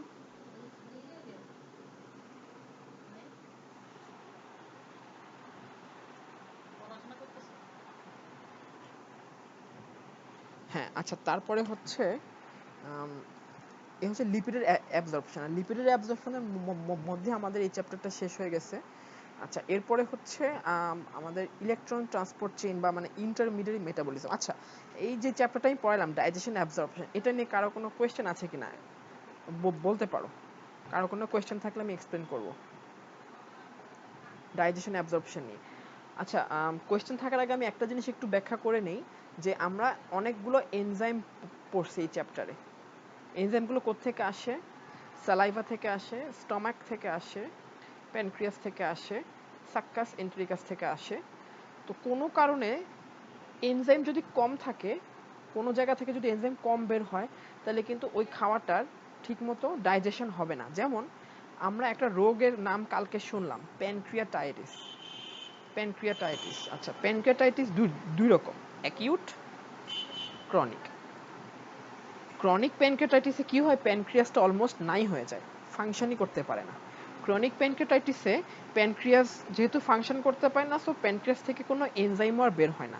সো প্যানক্রিয়াস যে কার্বোহাইড্রেট, ফ্যাট এবং প্রোটিনকে পরিপাক করত, এই কাজটা ম্যাসিভলি হ্যাম্পার্ড হয়, এবং তখন সেই পার্সনটা বাকি জায়গা থেকে যেটুক অল্প এনজাইম বের হয় সেটার উপর নির্ভর করে তাকে বাঁচতে হয়। এবং ফ্যাটের, আমরা তো সব অর্গানই একটা করে লাইপেজ পাইছি, salivary lipase, gastric lipase, intestinal lipase, কিন্তু প্যানক্রিয়াসই সবচেয়ে বেশি পাইছিলাম কি, প্যানক্রিয়াটিক লাইপেজ, কোলেস্টেরল এস্টারেজ এবং phospholipase A2। So pancreas has the biggest role in digestion of lipid. So pancreas কাজ না করলে আমাদের অনেক লিপিড আনডাইজেস্টেড রয়ে যায়, যেটাকে আমরা বলি, মানে আমাদের যদি লিপিড আনডাইজেস্টেড রয়ে যায়, তাহলে এই লিপিডটা কোথা দিয়ে বের হয়ে যাবে, আমাদের স্টুল দিয়ে বের হয়ে যাবে, তখন আমাদের স্টুলটা ফ্যাটি হয়ে যাবে, ফ্যাটি। এই ফ্যাটি স্টুলকে বলা হয় স্টিয়াটোরিয়া। এটা তোমরা এবিসিতে পাবা এই টার্মটা, স্টিয়াটোরিয়া মানে ফ্যাটি স্টুল। স্টুলে ফ্যাট কেন আসলো? কারণ ফ্যাট পরিপাক হয় নাই। ফ্যাট কেন পরিপাক হয় নাই? কারণ ফ্যাট পরিপাকের সবচেয়ে মেইন যে সাইট প্যানক্রিয়াস, সেটা ঠিকমতো কাজ করতেছিল না। তখন হচ্ছে কি, মানে সোজা কথা যদি আনঅফিশিয়াল ল্যাঙ্গুয়েজে বলি, স্টুলটা অয়েলি হবে। ঠিক আছে, এখন স্টুলটা অয়েলি আমরা কেমনে বুঝবো? আমরা যারা বাংলাদেশের মানুষ, আমরা তো বেশিরভাগ ক্ষেত্রে মানে হাত দিয়ে হ্যান্ডেল করি after we are done with our job. তখন পেশেন্ট বলবে যে আমার ওই জায়গায় ধরলে তেলতেলা লাগে। সো এটা হচ্ছে স্টিয়াটোরিয়া, সহজ কথা। আরেকটা জিনিস পড়ছি যে বাইল হচ্ছে ফ্যাটের অ্যাবজর্পশন অনেক বড় রোল রাখে। কিভাবে? একটা হচ্ছে বাই ইমালসিফিকেশন, একটা হচ্ছে বাই ফরমেশন অফ মাইসেলি।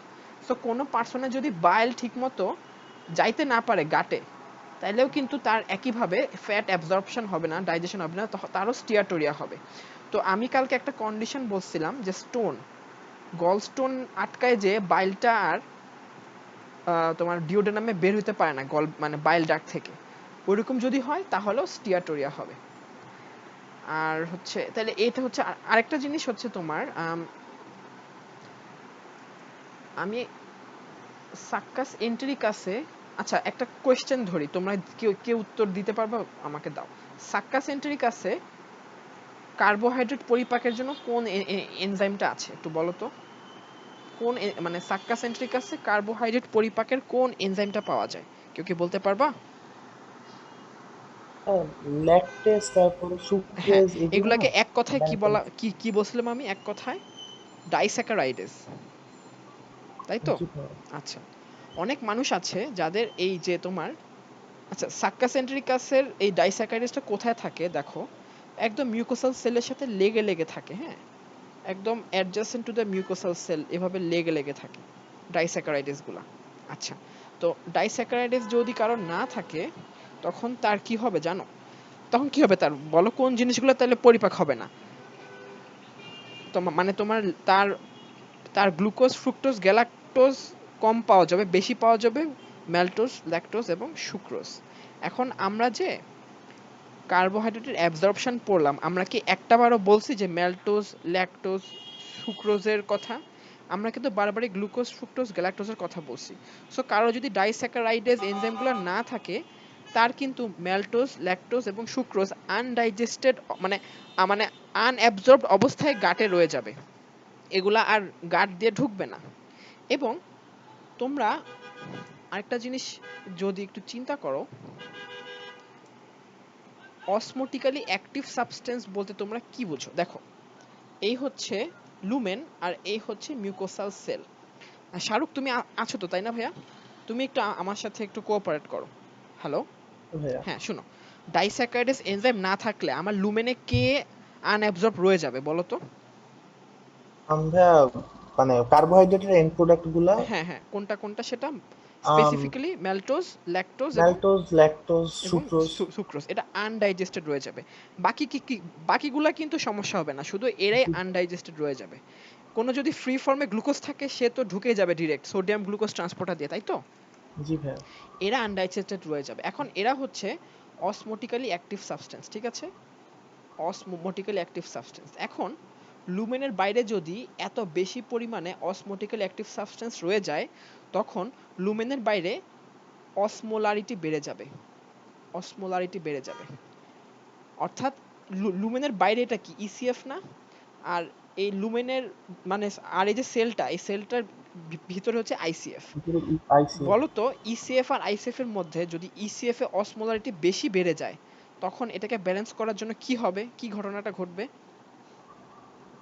আইসিএফ থেকে ওয়াটার বের হয়ে আসবে, তাই না? এই অসমোলারিটিটাকে ব্যালেন্স করার জন্য। সোজা কথা, তোমরা আলু পড়ছিলে না যে আলু দিয়ে যে একটা এক্সপেরিমেন্ট করে, আলুর মধ্যে পানি রাখে, তারপর হচ্ছে আলুর মধ্য থেকে হচ্ছে তোমার পানি বের হয়, তারপর তোমরা কিশমিশ দিয়ে এক্সপেরিমেন্ট করছিলে না, আঙ্গুর কিশমিশ দিয়ে, জি ভাইয়া। ইন্টারমিডিয়েটে বা ক্লাস 10 এ মনে আছে? জি ভাইয়া। সোজা কথা, এখানে এতগুলা অসমোটিক অ্যাক্টিভ সাবস্টেন্স রয়ে যাওয়ার কারণে এখানে অসমোলারিটি বা ঘনমাত্রা অনেক বেশি বেড়ে যাবে আইসিএফ এর তুলনায়। এটাকে ব্যালেন্স করার জন্য আইসিএফ থেকে ওয়াটার বের হয়ে আসবে লুমেনে। বুঝতে পারছো? তখন এই ম্যালটোজ ল্যাকটোজ সুক্রোজ এবং H2O এগুলো সব স্টুলের মাধ্যমে বের হয়ে যাবে। এটাকে আমরা বলবো ডায়রিয়া, ঠিক আছে? Excess water with excess maltose lactose sucrose মানে, এবং এটা হচ্ছে ডায়রিয়া। তোমরা অনেকে নিশ্চয়ই ল্যাকটোজ ইনটলারেন্সের নাম শুনছো, শুনছো কেউ নিশ্চয়ই শুনছো তো, তাই না? জি ভাইয়া। বিগ ব্যাং থিওরি দেখছো কেউ? বিগ ব্যাং থিওরিতে যে হাওয়ার্ড আছে না নাকি লেনার্ড আছে, ওর মনে আছে ল্যাকটোজ ইনটলারেন্স। ও খায় না কেন? কারণ ওর যদি দুধ জাতীয় কোনো খাওয়া খায় সে, তার ডায়রিয়া হয়। কেন ডায়রিয়া হয়? কারণ তার ল্যাকটোজ পরিপাক হয় না। ল্যাকটোজ পরিপাক না হওয়ার কারণে তার ডায়রিয়া হয়, ওয়াটার সহ ল্যাকটোজটা বের হয়ে আসে। তো এটা হচ্ছে যে একটা মানে আমি লাস্টে যে কথাগুলো বললাম এগুলো সব এগুলো ক্লিনিক্যাল কোরিলেশন নাকি। আচ্ছা, ইফ ইউড এক্সকিউজ মি, একটা ফোন আসছে, আমাকে ফোন ধরতে হবে, একটু 1 মিনিট তোমার লাইনে থাকো।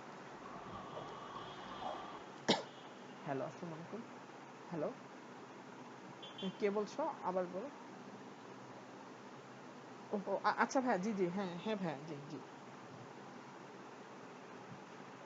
জি জি জি ভাইয়া, জি জি। হুম হুম।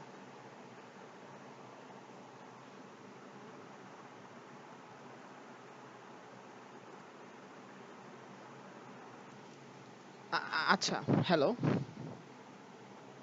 হ্যালো, আচ্ছা শুনতে পাচ্ছ তো তাই না? আচ্ছা ঠিক আছে, আমি ডাইজেশন অ্যাবজর্পশন এখানে শেষ করতেছি। এখন ইলেকট্রন ট্রান্সপোর্টে আমি চলে যাব, ইলেকট্রন ট্রান্সপোর্ট অথবা ইন্টারমিডিয়েট মেটাবলিজম।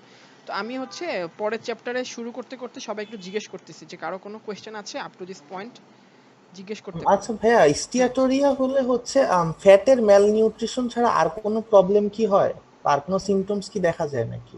স্টিয়াটোরিয়া হলে তোমার আরো সিমটম দেখা যাবে। তোমার যেমন দেখো, ফ্যাটটা তো আমাদের শরীরে ডেফিনেটলি একটা উপকার করতো তাই না, কিছু রোল তারা রাখতো। তো ফ্যাটের বেনিফিশিয়াল ইফেক্টগুলো একটু হলেও কমে যাবে। এর মধ্যে সবচেয়ে প্রমিনেন্ট হচ্ছে কি, ফ্যাট সলিউবল অনেক ভাইটামিন আছে, A D E K. Fat যেভাবে অ্যাবজর্পশন হয়, ঠিক একই প্রসেসে ফ্যাট সলিউবল ভাইটামিনগুলো অ্যাবজর্পশন হয়, বুঝছো? সো কোনো কারণে যদি ধরো প্যানক্রিয়াজের কাজ হচ্ছে না বা বাইল কাজ করতে পারতেছে না, তখন কিন্তু ফ্যাট সলিউবল ভাইটামিনগুলো কাজ করবে না, vitamin A D E K deficiency feature দেখা যাবে। এছাড়া লিপিডের যে ডেফিসিয়েন্সি ফিচার তোমরা পড়েছো যে লিপিডের অ্যাবসেন্সে কি হয়, ওগুলো সব দেখা যাবে। এই স্টিয়াটোরিয়াটা জাস্ট একটা সিমটম যেটা পেশেন্ট সবচেয়ে আর্লি বুঝতে পারবে। বাট এর, তুমি যদি এটা ট্রিটমেন্ট না করো, পেশেন্টকে যদি বলো যে সমস্যা নাই, তাহলে কিন্তু হবে না। বুঝতে পারছো? বুঝতে পারছি ভাইয়া। আচ্ছা, আর কোনো প্রশ্ন আছে কারো ডাইজেশন এন্ড অ্যাবজর্পশন নিয়ে? আর আরেকটা কথা ছিল হ্যাঁ ভাইয়া, হ্যাঁ। আমাদের বডিতে যে হচ্ছে এনজাইম গুলা লাইক রেগুলার হচ্ছে কাজ করতেছে এন্ড দেন হচ্ছে এক্সক্রিটেড হয়ে যাচ্ছে, এই হ্যাঁ, এনজাইম গুলা হচ্ছে বডিতে রিপ্রোডিউস হয় কিভাবে অ্যাকচুয়ালি? আচ্ছা, যে কোনো এনজাইম তোমরা আমাকে একটু বলো, এনজাইম কি কি? Protein protein. জাতীয় না কার্বোহাইড্রেট জাতীয় না ফ্যাট প্রোটিন। জাতীয় সাবস্ট্রেট? প্রোটিন জাতীয়। সো একটা সেল কিভাবে প্রোটিন তৈরি করে তোমরা নিশ্চয়ই জানো। ফার্স্টে ডিএনএ থেকে আরএনএ তৈরি হয়, দেন আরএনএ থেকে প্রোটিন তৈরি হয়, এবং সে প্রোটিনটা তারপর গলজি বডিজের মাধ্যমে প্যাকেজ হয়ে সিক্রেটরি ভেসিকেলের মাধ্যমে সেল থেকে বের হয়। এটা তো তোমরা জানো তাই না? সেল থেকে তো তোমরা জানছো এটা। সো সেম, এই যে প্রোটিন, এই প্রোটিনটা এনজাইম, মানে যেই সেলটা এনজাইম তৈরি করতেছে সেই সেলের ভিতর ঠিক এইভাবেই এনজাইমটা তৈরি হয়ে সে তার কাজ করে। একইভাবে ডিএনএ থেকে আরএনএ, মানে ডিএনএ সিগন্যাল দিবে যে এখন আমি এই এনজাইমটা তৈরি করব, এটা সেলের ডিএনএ নকশায় থাকে। দেন ওইটার জন্য একটা এমআরএনএ বের হয়ে আসে নিউক্লিয়াস থেকে, সে এমআরএনএটা রাইবোজোমের কাছে যে সেই এনজাইমটা তৈরি করে, সেই এনজাইমটা তারপর গলজি বডিতে প্যাকেজ হয়ে সেলের ভিতরে হোক বা সেলের বাইরে হোক সেখানে যে কাজ করে। বুঝতে পারছো ভাইয়া? বুঝতে পারছি ভাইয়া। এটা যে কোনো অ্যাজ লাইক এনি আদার মানে প্রোটিনস উড বি মেড, ওইটাই, বুঝছো? আচ্ছা, আম, আর কারো কোনো কোয়েশ্চেন আছে এই চ্যাপ্টার নিয়ে?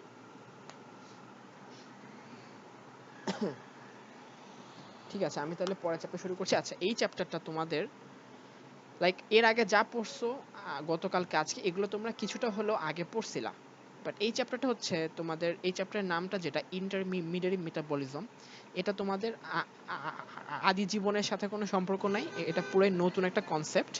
তো আমি শুরুতে তোমরা যেটা জানো সেটা দিয়ে শুরু করতেছি। হোয়াট ইজ, আচ্ছা, আগে একটা জিনিস বলি, হোয়াট ইজ মেটাবলিজম? সরি, আচ্ছা, মেটাবলিজম কি জিনিস? সোজা কথা, আমাদের শরীরে যত কেমিক্যাল অ্যাক্টিভিটি হয়, শরীরে না,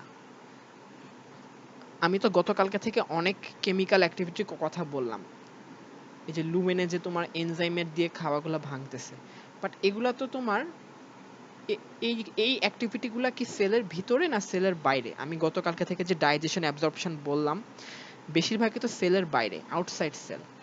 বাট কথা হচ্ছে যে এগুলোর উদ্দেশ্য কি ছিল, ডাইজেশন অ্যাবজর্পশন উদ্দেশ্য হচ্ছে একটা ফুড পার্টিকেলকে আমি সামহাও ব্লাডে নিয়ে যাব, ব্লাড থেকে তারপর এটাকে সারা শরীরের সমস্ত সেলে সেলে পাঠায় দিব।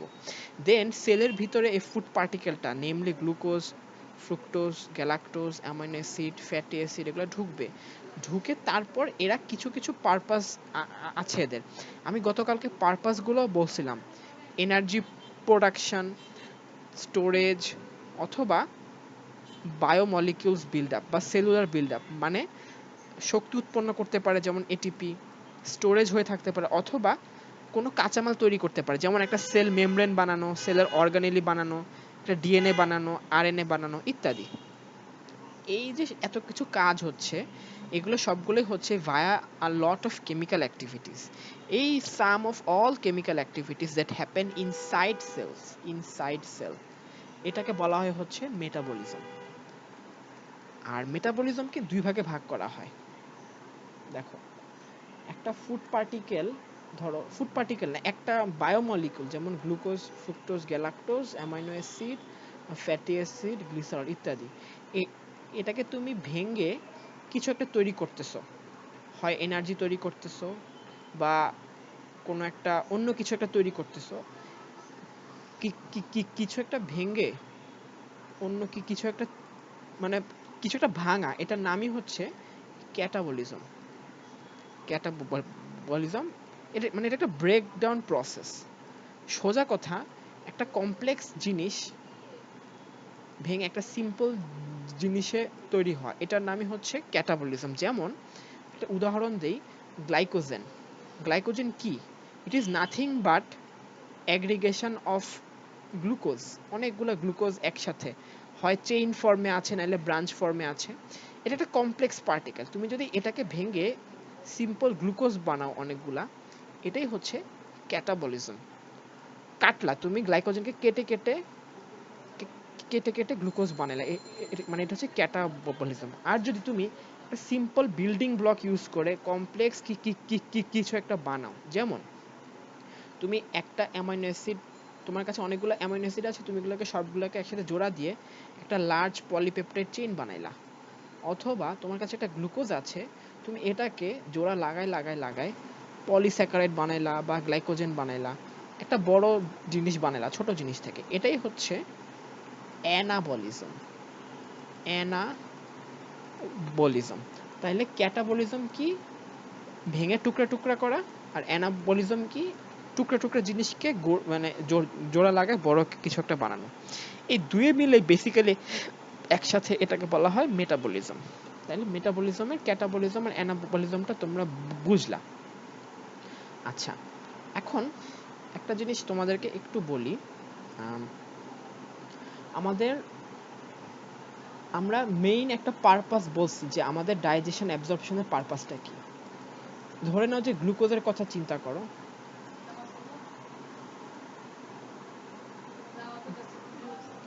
তোমরা পড়ে ফেলো। আচ্ছা, গ্লুকোজের কথাটা চিন্তা করো তোমরা, যে গ্লুকোজটা কি হচ্ছে, আমরা ফার্স্টে স্টার্চ খাচ্ছি। এই স্টার্চটা, এই যে ভাত বা পাউরুটি, এই ফর্মে আমরা খাচ্ছি। এটা আমাদের digestion, at the end of digestion অনেক রকম এনজাইমের মাধ্যমে গ্লুকোজে কনভার্ট হচ্ছে। এই গ্লুকোজটা আলটিমেটলি অ্যাবজর্পশনের মধ্য দিয়ে পোর্টাল ভেইনে যে সেখান থেকে লিভারে যাচ্ছে। লিভার যাচাই বাছাই শেষে আলটিমেটলি কিন্তু এটাকে হার্টে পাঠায় দিচ্ছে। হার্ট থেকে এটা ব্লাড ভেসেল দিয়ে সারা শরীরে ছড়ায় পড়তেছে যেখানে যেখানে আমার দরকার। সাপোজ আমি দৌড়াচ্ছি, অনেক জোরে জোরে দৌড়াচ্ছি, তখন এই গ্লুকোজটা ব্লাডের মাধ্যমে আমার মাসেলে চলে আসবে, স্কেলেটাল মাসেলে। কি করবে স্কেলেটাল মাসেলের মধ্যে এসে? তোমরা সবাই জানো গ্লুকোজটা ফার্স্টে গ্লাইকোলাইসিস হবে, তারপরে এটা হচ্ছে পাইরুভেট তৈরি হবে, সে পাইরুভেটটা অ্যাসিটাইল কোয়ে তৈরি করবে, এটা হচ্ছে ক্রেব সাইকেলে ঢুকবে। আলটিমেটলি পুরোটা থেকে অনেক রকম এটিপি, অনেক রকম এনএডিএইচ, এফএডিএইচ তৈরি হবে, এবং আলটিমেটলি এই সবগুলো জিনিস একটা গ্লুকোজ, এই যে একটা যে গ্লুকোজ পার্টিকেল, এখান থেকে আমি আলটিমেটলি পাবো 38টা এটিপি। তাইলে দেখো, তুমি সুন্দর একটা জিনিস একটু দেখো।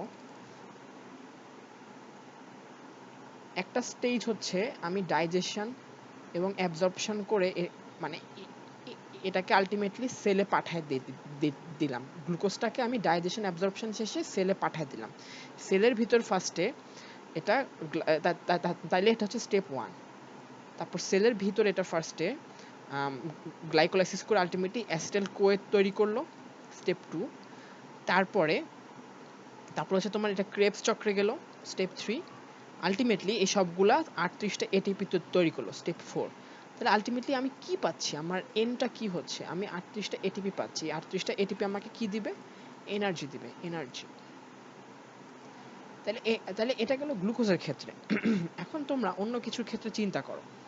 সাপোজ অ্যামাইনো অ্যাসিড, মানে সাপোজ আমি হচ্ছে মানে বিফ খাচ্ছি, ধরো মাংস খাচ্ছি, হ্যাঁ, সেটা খেলে কি হবে, অ্যামাইনো অ্যাসিড হবে।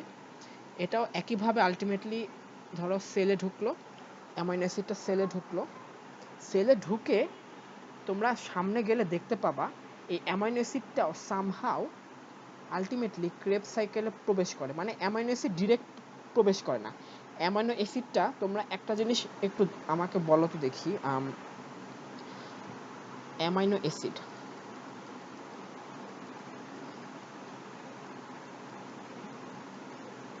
COOH, তোমরা এই অ্যামাইনো অ্যাসিডটা থেকে যদি এই যে তোমার অ্যামাইন গ্রুপটা তোমরা যদি এই অ্যামাইন গ্রুপটা ব্রেকডাউন করে ফেলো, তাহলে তোমরা কি পাবা দেখো, NH3 পাবা, আর পাবা মানে একটা keto group. Am I being correct? আমার সাথে কেউ একটু ইয়ে করো তো, কি একটা কিটো অ্যাসিড পাবা না তোমরা? জি ভাইয়া, কিটো অ্যাসিড। হ্যাঁ, একটা NH3 একটা কিটো অ্যাসিড পাবা। আচ্ছা, একটা অ্যামাইনো অ্যাসিডের নাম শুনছো তোমরা, অ্যালানিন? শুনছো নিশ্চয়ই নাম। অ্যালানিন যে অ্যামাইনো অ্যাসিড, এই অ্যালানিন থেকে তোমরা যদি একটা অ্যামোনিয়া বের করে ফেলো, বাকি যে কিটো অ্যাসিডটা পাওয়া যায় সম্ভবত সেটার নাম হচ্ছে আলফা কিটোগ্লুটারেট। আমি ঠিক শিওর না এটাই কি এটা কিনা, যাই হোক। এখন আলফা কিটোগ্লুটারেট নামটা কি তোমরা ক্রেবস সাইকেলের কোনো এক জায়গায় শুনছিলা ইন্টারে যখন পড়ছিলা, মনে আছে? জি ভাইয়া। হ্যাঁ, সো দেখতেছো অ্যালানিন যে অ্যামাইনো অ্যাসিড, এটা আলটিমেটলি আলফা কিটোগ্লুটারেট হয়ে কিন্তু ক্রেবস চক্রে ঢুকতে পারে, এবং ক্রেবস চক্রে ঢুকলেই কিন্তু আলটিমেটলি সামহাউ সে এটিপি উৎপন্ন করতে পারতেছে। আমি শুধু অ্যালানিন দিয়ে দেখাইছি, বাকি যত অ্যামাইনো অ্যাসিড আছে তারা সবাই ক্রেবস চক্রের কোনো না কোনো পয়েন্টে ঢুকে ক্রেবস চক্র কমপ্লিট করতে পারে। আবার দেখো, এখন আমরা তাহলে ফ্যাটি অ্যাসিড আর গ্লিসারলের কথা চিন্তা করি। Fatty acid plus glycerol. ভাইয়া, অ্যালফা কিটো গ্লুটারেটটা গ্লুটামেট থেকে আসে আচ্ছা ভাইয়া। আচ্ছা, ঠিক আছে, তাহলে গ্লুটামেট, হ্যাঁ ঠিক আছে। আর অ্যালানিন থেকে মনে হয় পাইরুভেট আসে, তাই না? পাইরুভেট, হ্যাঁ, অ্যালানিন থেকে পাইরুভেট আসে। পাইরুভেট কিন্তু আলটিমেটলি অ্যাসিটাইল কোয়েতে কনভার্ট হয় এবং সেটা আলটিমেটলি ক্রেবস চক্রে। সো আমি যেটা বললাম যে সব অ্যামাইনো অ্যাসিডই সামহাউ ক্রেবস চক্রে প্রবেশ করতে পারে এবং আলটিমেটলি তারা এটিপি উৎপন্ন করতে পারে। আর এখন ফ্যাটি অ্যাসিড, গ্লিসারল, মানে এখন তুমি লিপিডের কথা চিন্তা করো। গ্লিসারল কি করে দেখো, গ্লিসারল হচ্ছে মানে একটা ফসফেটের সাথে যুক্ত হয়, গ্লিসারল 3 ফসফেট তৈরি করে। এটা চেঞ্জ হয়ে যায় ডাইহাইড্রক্সি অ্যাসিটোন ফসফেটে। ডাইহাইড্রক্সি অ্যাসিটোন ফসফেটটা আবার গ্লিসারঅ্যালডিহাইড 3 ফসফেটে কনভার্ট হয়। দেন তারা কিন্তু গ্লাইকোলাইসিস কমপ্লিট করতে পারে। এই গ্লাইকোলাইসিস কমপ্লিট করলেই কিন্তু তারা দেখো আবার ক্রেবস চক্রে ঢুকতে পারে। আর ফ্যাটি অ্যাসিডটা কি করে, ফ্যাটি অ্যাসিডটা আলটিমেটলি তোমরা দেখবা যখন ফ্যাট মেটাবলিজম পড়বা, এটা আলটিমেটলি অ্যাসিটাইল কোয়েতে কনভার্ট হয়। অ্যাসিটাইল কোয়েতে কনভার্ট হয়ে একইভাবে এই যে অ্যাসিটাইল কোয়ে সে আবার ক্রেবস চক্রে প্রবেশ করতে পারে, 38 এটিপি উৎপন্ন করতে পারে। তো আমি এতক্ষণ যা বললাম এটার বলার উদ্দেশ্যটা কি, তুমি কার্বোহাইড্রেট খাও, প্রোটিন খাও আর ফ্যাট খাও, এরা সবাই আলটিমেটলি ক্রেবস সাইকেলে ঢুকবেই। ক্রেবস সাইকেলে ঢুকে এরা সবাই 38 না হোক এরা এটিপি উৎপন্ন করবেই। এবং তাইলে তুমি দেখো, তুমি ফার্স্টে ডাইজেশন অ্যাবজর্পশন করতেছো, তারপরে সামহাও এই জিনিসটা তুমি পাচ্ছ, এই জিনিসটা সামহাও ক্রেবস চক্রে ঢুকতেছে, তারপর সামহাও এটিপি তৈরি হচ্ছে। আচ্ছা, ক্রেবস চক্রে ঢোকার জন্য প্যারামাউন্ট ইম্পর্টেন্স কি, সামহাও অ্যাসিটাইল কোয়ে তৈরি করা। তাহলে স্টেপ 1 কি, আমার এনার্জি প্রোডাকশনের ডাইজেশন অ্যাবজর্পশন। স্টেপ 2 কি, অ্যাসিটাইল কোয়ে তৈরি করে সামহাও ক্রেবস চক্রে প্রবেশ করা।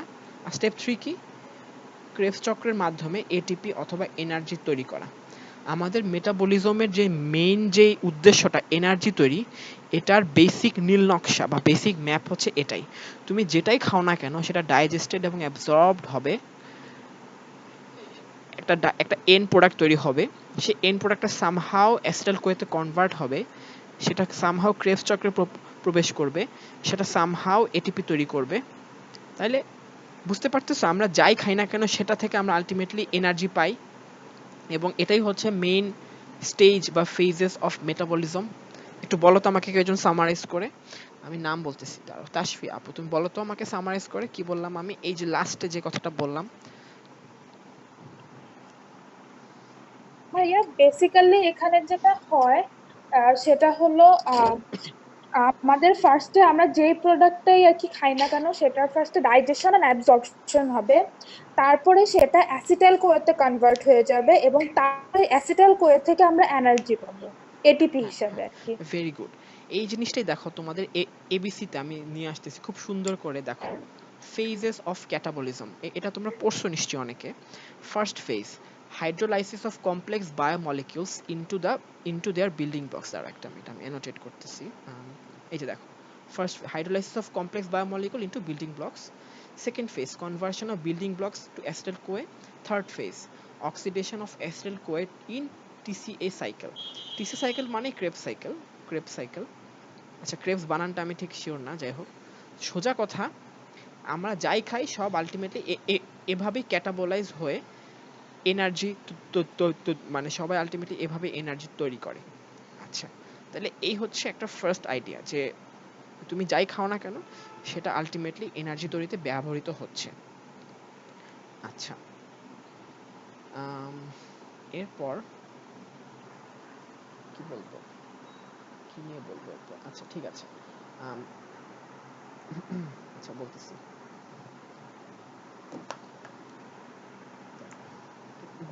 গুছাই নেই এরপরের আইডিয়াগুলো একটু কমপ্লেক্স, তো একটু সাজাই নেই যে কোন অর্ডারে বললে মানে ভালো হবে। তাহলে আমরা হচ্ছে মেটাবলিজমটা কিভাবে হয় সেটা আমরা একটু বোঝার চেষ্টা করলাম। তাহলে তোমরা তোমাদের বইয়ে আরেকটা জিনিস পাবা, সেটা হচ্ছে যে primary metabolism, secondary metabolism, tertiary metabolism. এটা কিছুই না, আমরা যা বললাম তাই, জাস্ট আরেকবার ইজি করে বলি। প্রাইমারি মেটাবলিজম হচ্ছে ডাইজেশন প্লাস অ্যাবজর্পশন। এটা শেষে আমরা কি পাবো, সেলের ভিতরে glucose, fructose, galactose, amino acid, fatty acid এবং গ্লিসারল। সেকেন্ডারি মেটাবলিজম কি, এই সবগুলা জিনিস থেকে আলটিমেটলি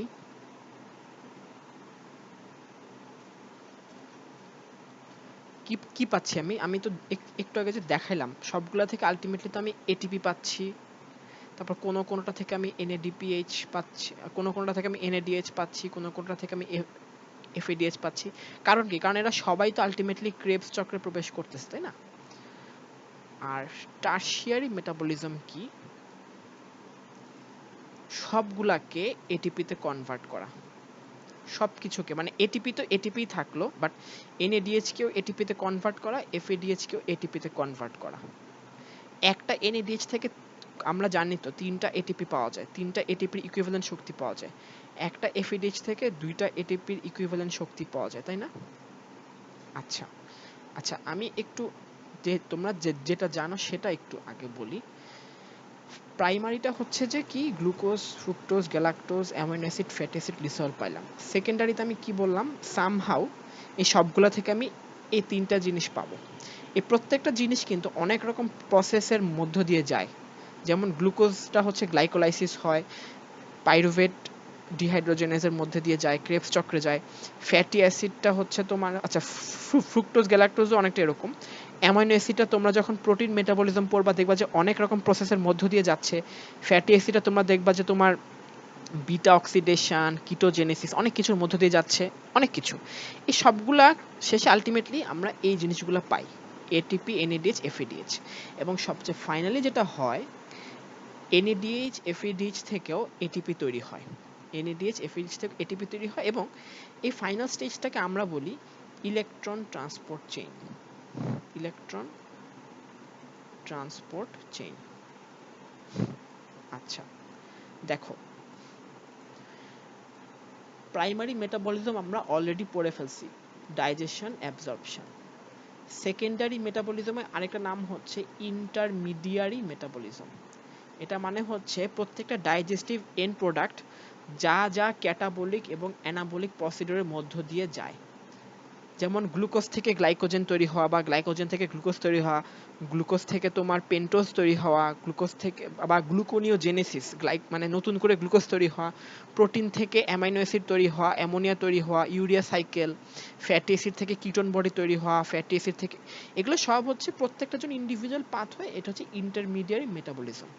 তারপর আলটিমেটলি আমি যা এনএডিএইচ এবং এফএডিএইচ পাইলাম এগুলো সবগুলাকে ভেঙে এটিপি তৈরি করা, দ্যাট ইজ টারশিয়ারি মেটাবলিজম। এটা এবং এটা কোথায় হয়? এটা হয় ইলেকট্রন ট্রান্সপোর্ট চেইনে। তাহলে আমি যে একটু আগে কয়েকটা স্টেপ বললাম এটা একই, তোমরা এটাই খালি মনে রেখো যে প্রাইমারি মেটাবলিজম কি, সেকেন্ডারি মেটাবলিজম কি, টারশিয়ারি মেটাবলিজম কি। আমি তোমাদেরকে বইয়ের ছবি দেখাচ্ছি, তাইলে ভালো মনে থাকবে। দেখো, প্রাইমারি মেটাবলিজম দেখো কার্বোহাইড্রেট, প্রোটিন, লিপিড থেকে গ্লুকোজ, অ্যামাইনো অ্যাসিড ইত্যাদি তৈরি হওয়া। ইন্টারমিডিয়ারি মেটাবলিজম কি? এই যে গ্লুকোজ, অ্যামাইনো অ্যাসিড এগুলো থেকে আলটিমেটলি এগুলো অ্যানাবলিজম হবে বা ক্যাটাবলিজম হবে এবং এনএডিএইচ, এফএডিএইচ ইত্যাদি তৈরি হবে। আর টারশিয়ারি মেটাবলিজম কি? এই এনএডিএইচ, এফএডিএইচ থেকে আলটিমেটলি এটিপি তৈরি হবে। কেউ একজন আমাকে প্রাইমারি, সেকেন্ডারি, টারশিয়ারি মেটাবলিজমটা সহজে একটু সামারাইজ করে বলো তো। ঐশী সুলতানা আপু, তুমি বলতো। ঐশী সুলতানা। জি ভাইয়া, হ্যাঁ, একটু বলো প্রাইমারি তো। মেটাবলিজমের ক্ষেত্রে যেটা হবে, আমরা যেসব মানে হচ্ছে খাদ্য গ্রহণ করি সেগুলো হচ্ছে ডাইজেশন আর অ্যাবজর্পশন। প্রথম হচ্ছে আমাদের যেগুলো glucose, fructose, galactose, amino acid, fatty acid, glycerol এগুলো তৈরি হবে। সেকেন্ডারি মেটাবলিজম বা ইন্টারমিডিয়ারি মেটাবলিজমে সেগুলো থেকে মানে অ্যানাবলিজম বা ক্যাটাবলিজম মানে ভাঙা হওয়ার মাধ্যমে এগুলো থেকে হচ্ছে আমাদের যে রিডিউস কোএনজাইম এগুলো উৎপন্ন হবে, মানে ADH2, তারপর মানে AD2H এবং FAD2H। আর যেটা আমাদের হচ্ছে একদম টারশিয়ারি মেটাবলিজম, সেখানে এগুলো থেকে ফাইনালি আমাদের এটিপি বা শক্তি উৎপন্ন হবে। আচ্ছা, ঠিক আছে আপু, থ্যাংক ইউ। তাহলে আমরা কিন্তু প্রাইমারি মেটাবলিজম অলরেডি পড়ে ফেলছি। আর তোমাদের যে ইন্ডিভিজুয়াল আইটেম আছে, glucose metabolism, sorry carbohydrate metabolism, protein metabolism, lipid metabolism, এটা হচ্ছে সেকেন্ডারি মেটাবলিজমে ডিল করে। আর বেসিক্যালি এই যে আইটেমটা ইলেকট্রন ট্রান্সপোর্ট চেইন, এটা টারশিয়ারি মেটাবলিজম নিয়ে ডিল করে আর কি, বুঝছো? সো আমরা এটাই আগে দেখে ফেলবো যে কিভাবে আমরা এনএডিএইচ, এফএডিএইচ ইত্যাদি বা এটিপি এগুলা কি জিনিস, কেন হয়, এটার উদ্দেশ্যটা কি, এগুলো সব আমরা এখন দেখবো এই আইটেমটাতে, ঠিক আছে? আচ্ছা, ফার্স্টে হচ্ছে তোমার এটিপি কি, এডিপি কি, এটা হচ্ছে আমরা একটু জানার চেষ্টা করি। এটিপি কে বলা হয় বায়োলজিক্যাল কয়েন, এটা তোমরা নিশ্চয়ই সবাই ইন্টারে পড়ছো। তো দেখো তোমরা এখানে আছে, আচ্ছা থাক আমি এটা দূরে রাখি, আমি তোমাদেরকে এমনি বলি। এটিপি হচ্ছে অ্যাডেনোসিন ট্রাইফসফেট। অ্যাডেনোসিন তো তোমরা জানো, অ্যাডেনিন, অ্যাডেনিন প্লাস নাইট্রোজেন যে বেস, এটার সাথে তুমি যদি 3টা ফসফেট যুক্ত করো, এটা হচ্ছে তোমার এটিপি, অ্যাডেনোসিন ট্রাইফসফেট। আর আমাদের শরীরে অনেক রকম বিক্রিয়া হয়, এটাও তোমরা সবাই জানো। সোজা কথা, যেই প্রসেসে কোনো এনার্জি খরচ হয় সেই ক্ষেত্রে বিক্রিয়াটা যায় এই দিকে। এটিপির মধ্যে এনার্জি স্টোর থাকে এবং একটা বিক্রিয়া, যেই বিক্রিয়ায় এনার্জির দরকার হয়, সেই বিক্রিয়াকে এনার্জি দেওয়ার জন্য এটিপিটা ভাঙে এবং ভাঙার পর আমরা এটা পাই। আবার আমাদের শরীরে অনেক বিক্রিয়া হয় যেটা হইলে এনার্জি আমরা পাই। মানে জিনিসটা তোমরা এমনে চিন্তা করো, তাপোৎপাদী বিক্রিয়া আর হচ্ছে তাপহারী বিক্রিয়া। দেখো, তাপহারী বিক্রিয়া মানে কি? যে বিক্রিয়ার জন্য তাপের দরকার হয় সে তাপ শোষণ করে সে তাপ কই গেল, সে তাপ শোষণ করে নিচ্ছে। তো যখনই কোনো তাপহারী বিক্রিয়া হয় তখন সে মানে এনার্জিটা কোত্থেকে নেয়? সে এটিপি থেকে এনার্জি নেয় এবং এই এনার্জি নেওয়ার ফলে এটিপি ভেঙে এডিপি প্লাস পিআই হয়ে যায়। আমাদের শরীরে যখন কোনো তাপোৎপাদী বিক্রিয়া হয় যে আমাদেরকে এনার্জি দিচ্ছে, আমরা এই এনার্জিটা কাজে লাগাই কি করি? আমরা এই দুটাকে জোড়া লাগাই, আবার এটিপি বানায় ফেলি। তাহলে আমাদের শরীরে দুই রকম বিক্রিয়া হয়, একটা হচ্ছে এনার্জি এক্সপেন্ডিং বা মানে এনার্জি স্পেন্ডিং আর এনার্জি স্পেন্ডিং প্রসেস, আর একটা হচ্ছে energy yielding process. Energy spending মানে যেই প্রক্রিয়া মানে যেই বিক্রিয়ার জন্য এনার্জি স্পেন্ড করতে হয় সেই প্রক্রিয়া কি হয়, এটিপি ভেঙে এডিপি প্লাস পিআই হয়। আর আমাদের শরীরে যখন কোনো এনার্জি ইল্ডিং বিক্রিয়া হয় তখন আমরা এনার্জি পাই, সেই এনার্জিটা কাজে লাগায় আমরা এডিপি আর পিআইকে জোড়া লাগায় এটিপি তৈরি করি। তাহলে বুঝতে পারলা এই হচ্ছে এটিপি থেকে এডিপি কিভাবে যাওয়া আসা করে সেটাই। এখানে এর চেয়ে বেশি আর কিছু বলার নাই। আচ্ছা, আরেকটা জিনিস আমি তোমাদেরকে যেটা বলতে চাই সেটা হচ্ছে আমাদের শরীরে যখন আমরা যখন কোনো কিছু খাই, খাওয়ার পর আমরা পাই গ্লুকোজ, ফ্রুক্টোজ, গ্যালাক্টোজ, সেটা আমাদের সেলের ভিতর যায়। সেলের ভিতর যেয়ে আলটিমেটলি 38 এটিপি, মানে আসলে 38 না, আলটিমেটলি সবশেষে এটিপি বা এনার্জি তৈরি করে। এবং এটাই হচ্ছে তোমার মেইন যেই প্যাথওয়ে অফ ক্যাটাবলিজম, আলটিমেটলি সবগুলা এভাবেই যাচ্ছে আর কি। তো এটাকে যদি এক কথায় আমি বায়োলজিক্যাল অক্সিডেশন বলি তাহলে কোনো সমস্যা হবে না। Biological oxidation. আচ্ছা, জিনিসটা তোমরা একটু অন্যভাবে চিন্তা করো। আমরা হচ্ছে যখন খাওয়া রান্না করি, আমরা আগুন দেই চুলায়, চুলার আগুনে খাওয়াটা রান্না হয়। একইভাবে গ্লুকোজ, ফ্রুক্টোজ, গ্যালাক্টোজ হচ্ছে আমাদের রান্নার উপকরণ, আর আমাদের শরীরে যত এনজাইম আছে সেলের ভিতরে ওগুলো হচ্ছে চুলার আগুন টাইপ। এগুলো সব এই গ্লুকোজ, ফ্রুক্টোজ, গ্যালাক্টোজকে রান্না করে আলটিমেটলি এটিপি তৈরি করতেছে। তোমরা কি জানো আগুন জ্বলার জন্য অক্সিজেন দরকার হয়, অর্থাৎ আগুন জ্বলাটা একটা জারণ। ঠিক তেমনি আমাদের যে ক্যাটাবলিজম হয় ফর মেকিং এটিপি, সেটাও এক প্রকার অক্সিডেশন এবং এটাকে বলা হয় বায়োলজিক্যাল অক্সিডেশন। এই বায়োলজিক্যাল অক্সিডেশনের ফলে আমাদের যত ক্যাটাবলিক প্রসেস আছে ওগুলো সব হয়। তাহলে ক্যাটাবলিক প্রসেস সব কিভাবে হয়? বায়োলজিক্যাল অক্সিডেশনের মাধ্যমে হয়। আচ্ছা, অক্সিডেশন মানে কি? এখন আমরা কেমিস্ট্রিতে চলে যাই। জারণ মানে কি? জারণ মানে হচ্ছে ছাড়ন। কিসের ছাড়ন? ইলেকট্রনের ছাড়ন।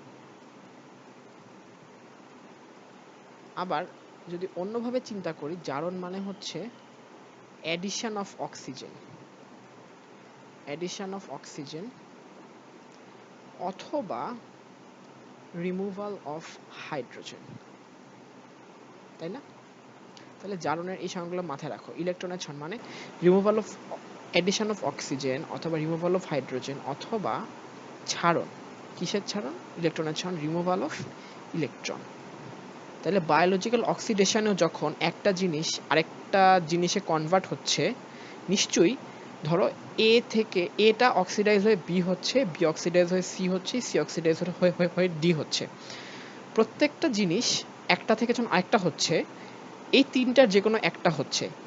এ হয় অক্সিজেন যুক্ত হয়ে বিতে যাচ্ছে, অথবা হাইড্রোজেন ছেড়ে দিয়ে বিতে যাচ্ছে, অথবা ইলেকট্রন ছেড়ে দিয়ে বিতে যাচ্ছে।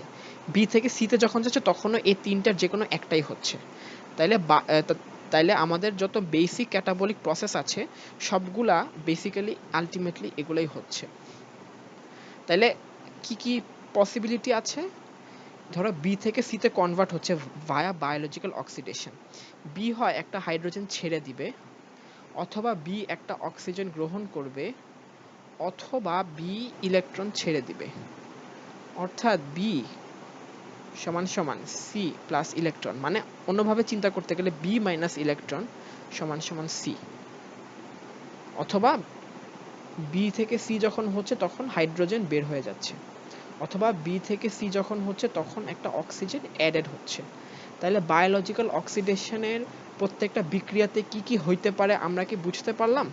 আমাকে একটু বলো তো যে কোনো একজন। ইয়াসমিন খান। আচ্ছা, পার্টিসিপেন্ট অনেক কমে গেছে। আমি কি বেশি কঠিন বলতেছি নাকি তোমরা যারা আছো তারা এনজয় করতেছো? একটু বলো তো, আমি কি অন্য কোনো ভাবে বলবো? ভাইয়া আসলে অনেকক্ষণ হয়ে গেছে তো তাই। আচ্ছা ঠিক আছে। মেরাজ, তুমি একটু বলো তো দেখি বায়োলজিক্যাল অক্সিডেশন বলতে কি বুঝাইলাম?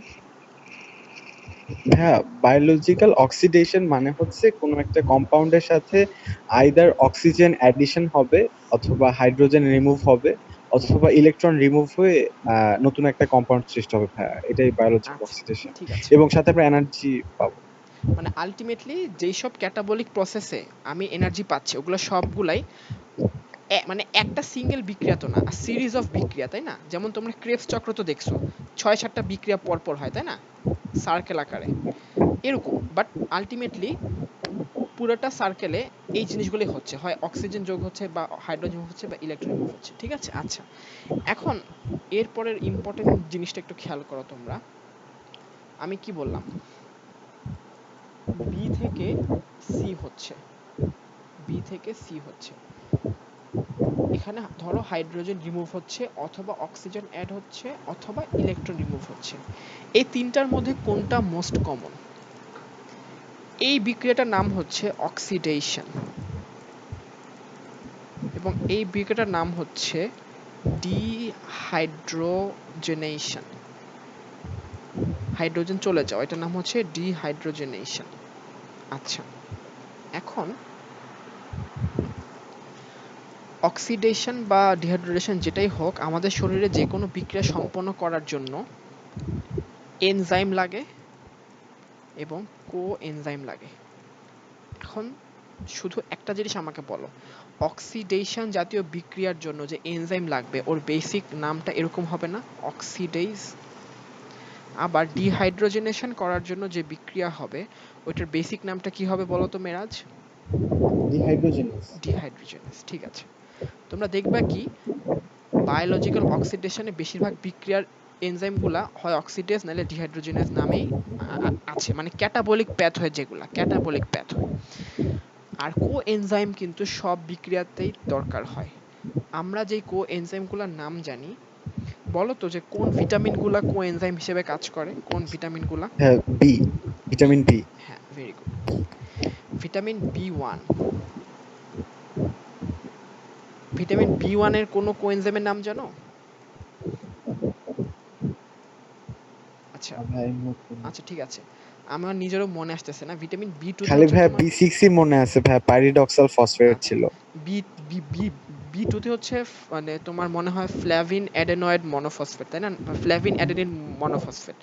সোজা কথা, বি2 থেকে যে কোএনজাইমটা আমরা পাই ওইটা হচ্ছে এফএডি। বি3 থেকে আমরা যেটা পাই ওটার নাম হচ্ছে এনএডি, ঠিক আছে? এরকম অনেকগুলা প্রত্যেকটা থেকে। তারপর বি5 থেকে মনে হয় আমরা কোএনজাইম এ পাই, তারপর বি6 থেকে পাই পাইরিডক্সাল ফসফেট, এরকম। বি1 থেকে মনে হয় থায়ামিন পাইরোফসফেট পাই, যেটা হচ্ছে তোমার ট্রান্সকিটোলেশনে হেল্প করে। যাই হোক, সোজা কথা, কোএনজাইম আমরা সবচেয়ে পরিচিত কোন কোন কোএনজাইমের সাথে? এফএডি এবং এনএডি এর সাথে আমরা পরিচিত। তাহলে এখন দেখো, তার মানে কি, আমরা যেই তিনটা বিক্রিয়ার কথা বললাম বায়োলজিক্যাল অক্সিডেশনে, অক্সিডেশন, ডিহাইড্রোজেনেশন, আর একটা হচ্ছে লস অফ ইলেকট্রন, এর মধ্যে ডিহাইড্রোজেনেশনটা হচ্ছে মোস্ট কমন।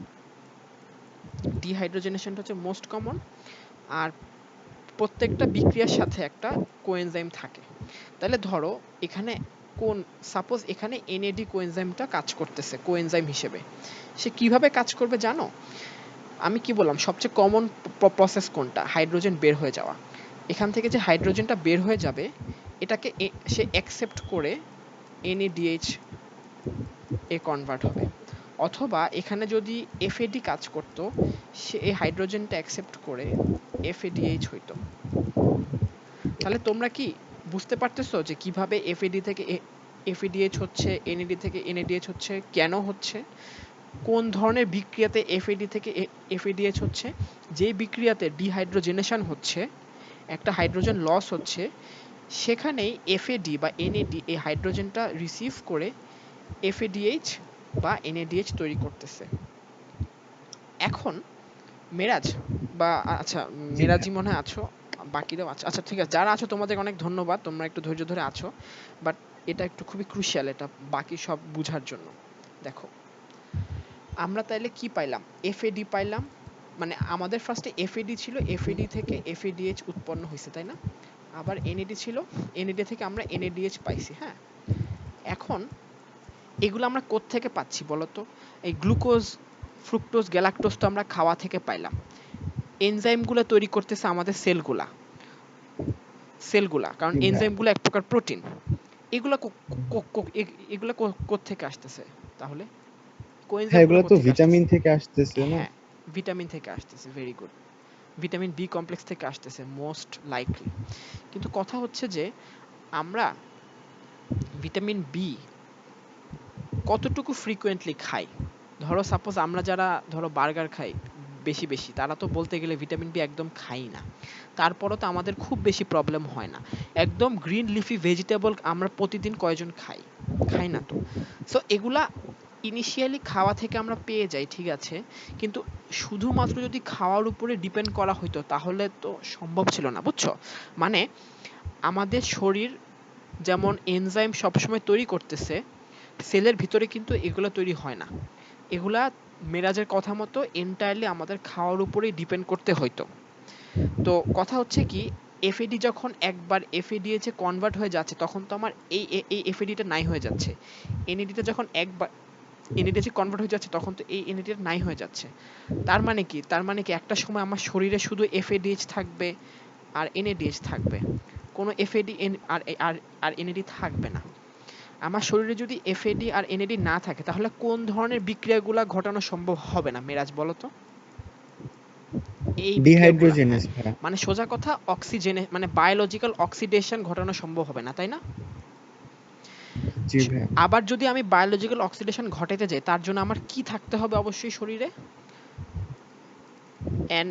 মানে স্টোর অফ এফএডি এনএডি থাকতেই হবে। মানে আমি যেন সবসময় এগুলো অ্যাভেলেবল পাই। এগুলো যদি সবসময় অ্যাভেলেবল পাওয়া না যায়, তাহলে আমি বায়োলজিক্যাল অক্সিডেশন কন্টিনিউ করতে পারবো না, তাই তো? আচ্ছা, এখন শোনো, তার মানে কি?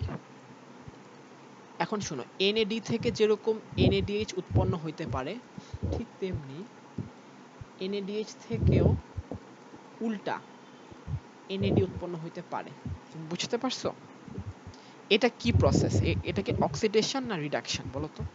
এখানে কিন্তু হাইড্রোজেন, মানে এটা হচ্ছে তার জন্য হচ্ছে, আচ্ছা যাই হোক, আমি এত কোয়েশ্চেন না করে আমি জাস্ট কি বলতেছি, আমাদের শরীরে যদি এমন কোনো প্রসেস থাকতো যে শরীর নিজেই এনএডিএইচ থেকে আবার এনএডি উৎপন্ন করতে পারবে, তাহলে কিন্তু আমার গ্রিন লিফি ভেজিটেবলের উপর এত বেশি ডিপেন্ড করতে হইতো না। মেরাজ, তুমি কি বুঝতে পারতেছো আমি কি বলতে চাচ্ছি? মানে আমি জি কোন ভাইয়া। পয়েন্টটা তুলতে চাচ্ছি? সোজা কথা, if I want to continue biological oxidation, আমাদের শরীরে একটা সিস্টেম অবশ্যই এক্সিস্ট করতে হবে। সেটা হচ্ছে এই যে কোএনজাইম, এই কোএনজাইমটাকে তার হাইড্রোজেন যুক্ত ফর্ম থেকে আবার হাইড্রোজেন মুক্ত ফর্মে নিয়ে যেতে হবে, যেন সে ফ্রিলি আবার বায়োলজিক্যাল অক্সিডেশন বিক্রিয়ায় পার্টিসিপেট করতে পারে, তাই না? হুম। এই ফর্মটাই আমাদের শরীরে আছে কিনা, এটার জন্যই আমরা এতগুলা কথা বললাম। আছে, এবং সেটাই কোথায় হয়? সেটাই হয় ইলেকট্রন ট্রান্সপোর্ট চেইনে। ইলেকট্রন ট্রান্সপোর্ট চেইনটাই এখন আমি পুরোপুরি পড়াবো। আমি আগে ইলেকট্রন ট্রান্সপোর্ট চেইনের একটা বেসিক গঠন তোমাদেরকে দেখাই আগে। ভাই আজকে পড়াবেন? আজকে থাক, আজকে ছেড়ে দেন ভাই। আজকে থাক, আচ্ছা জি ঠিক ভাইয়া। আছে, ঠিক আছে তাহলে। আচ্ছা আচ্ছা, এটা একটু বেশি কমপ্লেক্স আইডিয়া ছিল। যাই হোক, যেটুক বলছি ওইটুক কি বুঝছো তোমরা সবাই? জি ভাইয়া। যতটুক বলছি ওইটুক বুঝছো আশা করি, ঠিক আছে? তাহলে আমাদের ইলেকট্রন মানে এতটুকুর আগ পর্যন্ত আমাদের বলার উদ্দেশ্যটা কি ছিল সেটা একবার আমি শেষ করে দিই তাহলে। জাস্ট যে আমাদের শরীরে যত ক্যাটাবলিজম হয়, সব বেসিক্যালি বায়োলজিক্যাল অক্সিডেশন। বায়োলজিক্যাল অক্সিডেশনে এডিশন অফ অক্সিজেন অথবা রিমুভাল অফ হাইড্রোজেন অথবা রিমুভাল ইলেকট্রন হয়। রিমুভাল অফ হাইড্রোজেনটাই মোস্ট কমন, এটাকে বলে ডিহাইড্রোজেনেশন। ডিহাইড্রোজেনেশনের জন্য দরকার হয় একটা এনজাইম, সেটা হচ্ছে ডিহাইড্রোজেনেজ, এবং দরকার হয় কোএনজাইম যেমন এনএডি এবং এফএডি, এবং এই প্রক্রিয়াটা শেষে এরা হাইড্রোজেন গ্রহণ করে, হাইড্রোজেনটা কোএনজাইমগুলো গ্রহণ করে, এনএডিএইচ আর এফএডিএইচ কনভার্ট হয়। কিন্তু কথা হচ্ছে, once they are converted into NADH and FADH, they themselves get exhausted. আমি যদি ফার্দার বায়োলজিক্যাল অক্সিডেশন চালাইতে যাই, আমাদেরকে কি করতে হবে? NADH থেকে আবার NAD তৈরি করতে হবে, FADH থেকে আবার FAD তৈরি করতে হবে। এটা কোথায় হয়? এটাই হয় ইলেকট্রন ট্রান্সপোর্ট চেইনে। এবং আমরা কালকে বা যখন দেখি ইলেকট্রন ট্রান্সপোর্ট চেইনে আবার দেখার চেষ্টা করব যে কিভাবে আমরা NAD থেকে আমরা NADH থেকে আবার NAD পাই। আচ্ছা, একটা জিনিস লাস্ট একটা কথা বলে নেই। এই যে বায়োলজিক্যাল অক্সিডেশনের সময় NAD থেকে যে NADH উৎপন্ন হচ্ছিল, মেরাজ আমাকে বলো তো NAD এর কি হলো এখানে, অক্সিডেশন না রিডাকশন? ভাই রিডাকশন। তাহলে কোএনজাইমটা বায়োলজিক্যাল অক্সিডেশনের ফলে নিজে রিডিউসড হয়ে গেল, তাই না? জি ভাই। তাহলে NADH অথবা FADH কে আমরা এক কথায় বলতে পারি রিডিউসড কোএনজাইম। আমাদের শরীরের হ্যাঁ। কাজ হচ্ছে রিডিউসড কোএনজাইম থেকে আবার অক্সিডাইজড কোএনজাইম তৈরি করা, অর্থাৎ এখান থেকে আবার এখানে ব্যাক করা। যদি এটা তৈরি করতে না পারে তাহলে কিন্তু বায়োলজিক্যাল অক্সিডেশন বন্ধ হয়ে যাবে। ঠিক আছে? জি ভাই।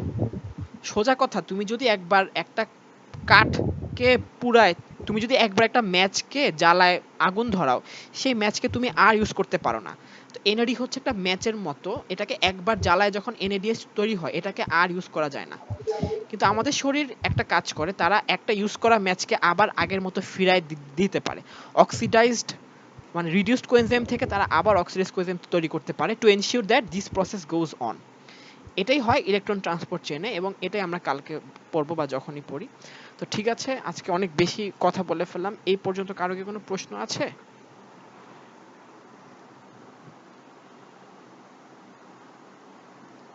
আমার নিজেরই আসলে মাথা ব্যথা করতেছে, আজকে এত কঠিন জিনিস পড়াইলাম। বেশি কঠিন না আসলে, জিনিসটা হচ্ছে তোমাদের একটু নতুন, কনসেপ্টটা খুব ইম্পর্টেন্ট। আচ্ছা, আশা করি কারো কোনো কোয়েশ্চেন নাই। তাহলে সবাই ভালো থাকবা, সুস্থ থাকবা। তোমরা নিজেরা ডিসাইড করে আমাকে জানাইও তোমরা কালকে পড়বা নাকি ঈদের পরে পড়বা, একবারে আমাকে জানাইলেই হবে।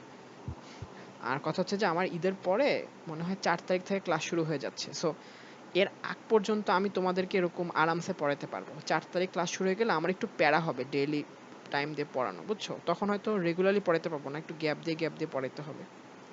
যাই হোক, তোমরা ডিসাইড করো আর কি করবা। হ্যাঁ, যদি ইচ্ছা থাকে তাহলে কালকে আমরা পড়তে পারি চাঁদ রাতে। আচ্ছা, সমস্যা নেই। তাহলে সবাইকে ধন্যবাদ, অনেক অনেক থ্যাংক ইউ। মবিন, তুমি কখন আসলা ভাই? তোমাকে তো দেখি নাই, কি অবস্থা? ভাইয়া আমি হচ্ছে এতক্ষণ ছিলাম হচ্ছে কোয়েশ্চেন মডারেশন ওইখানে, এখন হচ্ছে জয়েন করলাম ভাইয়া। আচ্ছা ঠিক আছে, সমস্যা নেই। মানুষের মাথা ব্যথা হয়ে গেছে, বুঝছো? আমার নিজেরও মাথা ব্যথা হয়ে গেছে আজকে যে যে জিনিসগুলো পড়াইতে যাই, বুঝছো? আমি হচ্ছে ভাই এটা রেকর্ডিংটা নিব, নিয়ে হচ্ছে 2x স্পিডে দেখবো।